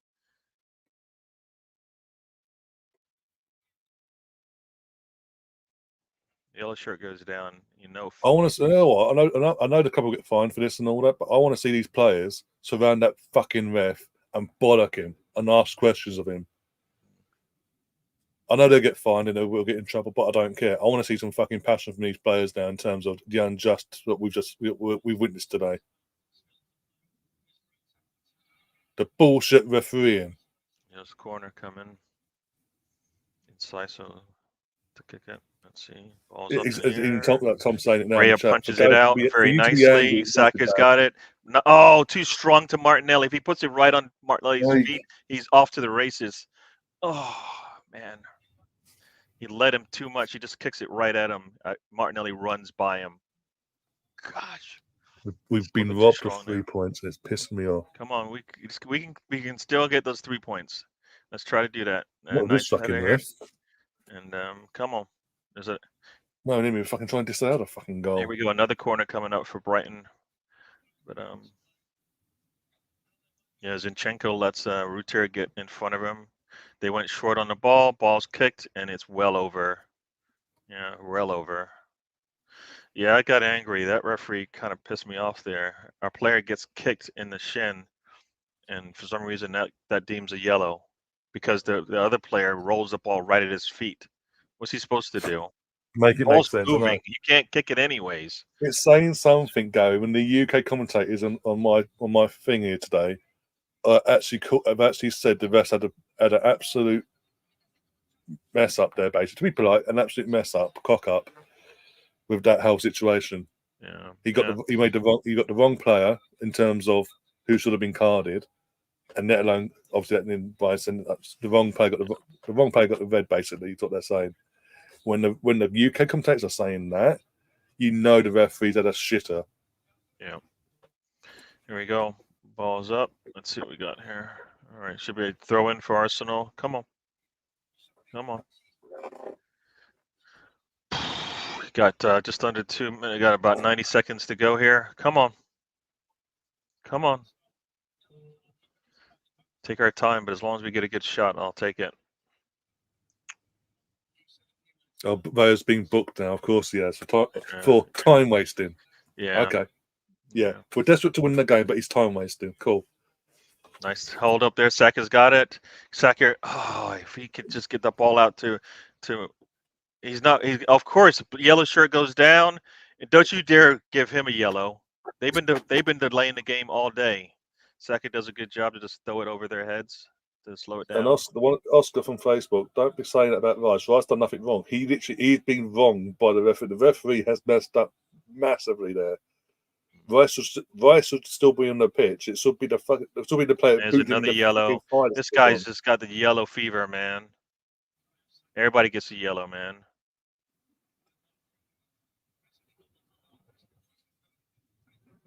Because the referee's terrible. That's why he wants to talk to him. Okay, Partey gave the ball to them. Okay, cool. Okay, ref. There we go. They got a free kick coming just outside the box there.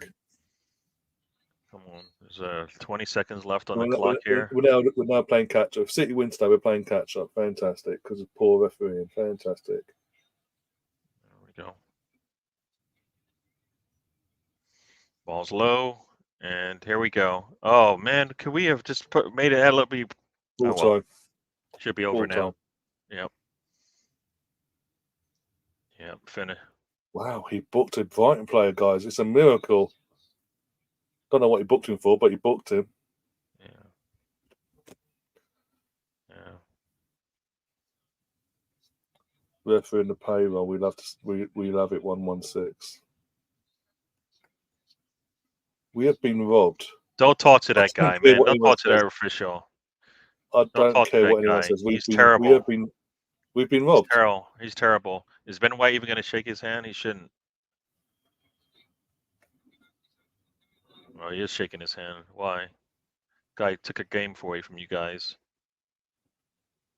Yeah, you know Arteta wanted to say something to him. Right, I want to see my players confront this referee. I want to see Arteta confront them as well, because that's cost us 3 points. Havertz is there. No. Havertz is there saying, "Oh, fuck off, go away." No. Yeah. Your referee saved your ass today. You should have been humbled like you wouldn't believe. You should be losing this today. Instead, Craig Pawson should never. No, last season when Liverpool went to Tottenham and that whole debacle about the offside goal that wasn't offside and all that, and in the aftermath, it was decided that the official in that game was to not officiate a single game for Liverpool ever again. Which we need that of him. He cannot. I'm sorry, he cannot officiate another game for us this season. Be it on the pitch, fourth official, linesman, VAR. I want him nowhere near an Arsenal game. He has got. I don't care what anyone says. He has got an agenda. His performance today has shown he has got an agenda against Arsenal. He's one of them refs that doesn't like Arsenal. The amount of times that first half we were booted in the air, nothing. We started retaliating and doing the exact same. Look at that. They're just showing where they just booted the ball and no yellow was given, but we tapped the ball and guess what? He gets a yellow. Are you kidding me? It's no consistency. They just showed it right there. The first play they showed, the ball's down the sidelines and they boot it, and this guy then swings high and hits our player. What if Rice actually Rice didn't tap that ball, he would have kicked. Yeah. He would have kicked Rice anyways. He was kicking him no matter what. Beyond the goal. If they shown you the clip from beyond the goal, where as I say, the player goes, boom, but flicks the ball into the back of his heels, and it obviously ricochets on the back of his heels to where and he bounces around, hits his toes, and goes, yeah. Nah. But in the meantime, as that happens, he gets booted as well. I'm sorry. That's no. We need a miracle now. At 5:30, we need West Ham to perform a miracle. Otherwise, we're 3 games in and playing catch up because of poor refereeing today. Because it wasn't performance. We were until that moment we were in control. How could he not? I don't get it. They're saying that he stood in front of the ball. Rice did not stand in front of the ball. The ball was kicked at him. How in the world is a player can't be standing in front of the ball when he's walking? There's nothing there. Next thing you know, the ball is rolling at his feet. Are you kidding me? They're barely. They just wanted to make the referee to give him the benefit of the doubt that he made the right call when he didn't make that same call a few minutes earlier in the same game. And that's where you see when that guy cleared it, he booted it all the way back to the goalkeeper from midfield. Nothing was given there, right? No. End of the day, as I've said already a few minutes ago, I do not want to see Craig. We, as a club, we need to fucking call this out. Do what Liverpool did last year. Call this out and have this have this referee taken away from more games now. I don't want to see him. It just can't happen. It happens too many times to certain refs, and today it was so blatant. And even when after that mistake, it's like he knew he made the mistake because his face was giving it away. He knew he might have messed up here, but he sort of dug his heels in and went, "No, I've got to keep going. I've got to be consistent. Keep going. Keep being an idiot. Keep being an idiot. Keep calling bad fouls, bad calls, and all that. Keep doing it." Because he has to show he's been consistent then. So when it comes to Monday, when he gets criticised and Scott, well, at least he was consistent. Yeah, consistently fucking awful. And he's already cost us 2 points. If it was down to us, performance-wise, I'll be calling out the players in terms of tactics and players, this, that, and the other. I'll be saying it. But until that moment, we were in control. The second goal was coming to kill the game off. That let him back in, and the fact that he kept every time they fall to the floor, bang, free kick, bang, yellow card, non-stop. Our players are being flung in the air. Play on, guys. Keep going. La la la la la. What? And they've got people in the chat. Oh, we're injury prone. Well, what do you want us? What do you expect? And you've got referees in this country that don't protect the players. They picking and choosing who they protect. They don't even protect their own in terms of the English players. I'm so sick of it now. Match day 3 and I'm sick of it.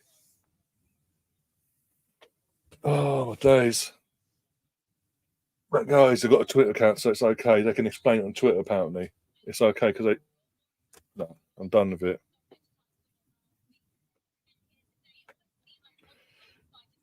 Kavanagh needs to Kavanagh's a terrible referee. Needs to be relegated to League 2. But that's not even good enough. Put him in the fucking. Send him to Scotland's fucking bottom tier of Scotland's league. For fuck's sake, let the Scots deal with him. I'm just sick. Sam, I'm sick of it. I'm absolutely sick of this. We've done out of 3 points today, and to add insult to injury, because it's a double yellow and onto a red. We can't appeal it, so that means our best midfielder is missing away to Tottenham now. Oh, and our other midfielder we've just brought in is not available either way. So we're down to 2 midfielders because of an incompetent referee that just went, "I've got no choice, Declan, and off you go." You got plenty of choice. Talk to your fucking guys in HQ with the video screens to clear it up for them before you make the decision of going, right, did he kick the ball away? Did he deliberately boot the ball away? No. Was it rolled against him and then ricocheted off his toes? Yes. Was he then booted unfairly by his opposing player? Yes. What do I do? Red card the fucking yellow player in yellow. Do I have to? Yes. Done. But he didn't even do that. He's just like, I have no choice. And then Martinelli broke his neck in the last 5 minutes there. Being flung in the air and he fell on his neck. Nothing. Breathed on a player 2 minutes later. Free kick, yellow card. And people wonder why. I call out this every season. And I don't buy we're going to be more transparent because we've got a Twitter account now. We'll be more transparent if and when we choose. We're going to be more vocal in the stadiums. We're going to do this. We're going to do that. But no, it's the same people. You got the head of it all, making all these changes in terms of tech, in terms of how they're being more open. But when it comes down to it, the people that cause the controversy either in the middle of the pitch or on the sidelines or in the fucking VAR room every week, every season, they've still got jobs in the all every season. Unless they retire, they've still got jobs. Until that stops, until he takes action there and goes, right, enough's enough, you've got to go. And not even at the end of the season, you've got to go now. I need to bring new blood in and train them up. Nothing's going to change. The same controversy is going to keep happening because the players, the officials we have aren't good enough. Even our so-called best one that we've got makes too many poor errors, so we say. Yeah, it's the consistency, because it's just, if they do the same thing, the same scenarios over and over again, I mean. No, but the thing is, the Arsenal misfit, in terms of you're saying obviously he looked down. He looked down because a ball hit the back of his heel, and he's looking down like, what the fuck? And he toe poked it with his pinky toe. The ball was moving, so it wasn't even it was an illegal free kick anyway. So there's two wrongs don't make a right, but only one player gets punished for it.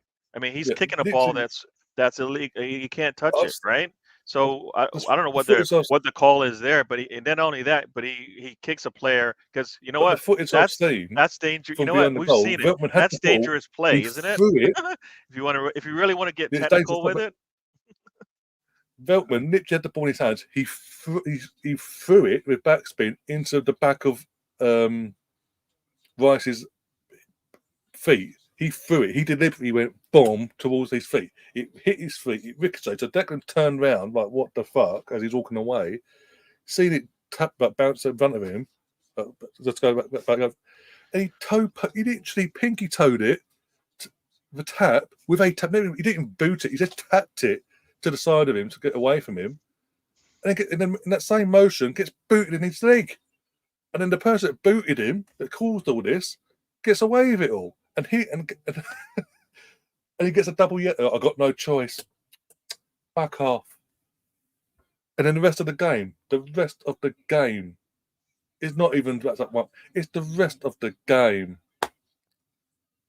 The ref continued. He knew. You could tell in his face. I think he got word that he messed up. That someone told him, "You've messed up here. You've made a mistake. This is what's happened." And he wanted to be. He needed to prove he had to be consistent in terms of making the bad calls the rest of the game. And it's cost us 3 points, but I'm not going to keep going on about it. But we now need West Ham to pull off something later on tonight, but we'll see how that plays out. I know, Gary, you've got a show in about 20 minutes. I know you need to go off and get yourself ready for that. Yeah. And have this discussion furthered on with the guys over there. So I'll let you get off and prepare yourself for that. There are some games coming up, right? So yeah, you've got a lot of games at 3:00, I think. I'll tell you now. One sec. Okay, so you got Brentford and Southampton, Everton, Bournemouth, Ipswich and Fulham, Leicester and Villa and Forest and Wolves before the late game, which we're all going to hoping that a London team's able to pull off a miracle against the team from Manchester team, a blue team from Manchester. But yeah, no, no, you know what? You sit here, and if you recall, we're sitting there like, oh man, those 2 to 3 goals that those opportunities that we had were missed, right? Yeah. You know, I don't think we really said they come back to haunt us or anything like that, but those misses early in the game in the first half came back to basically haunt us because, you know, the calls weren't going our way the whole game anyway, so we would have known that, but wouldn't have known to get a yellow for that, getting kicked in the shin. But, you know, those opportunities came few and far between the second half, and we were able to finish it off. But, yeah, the referee not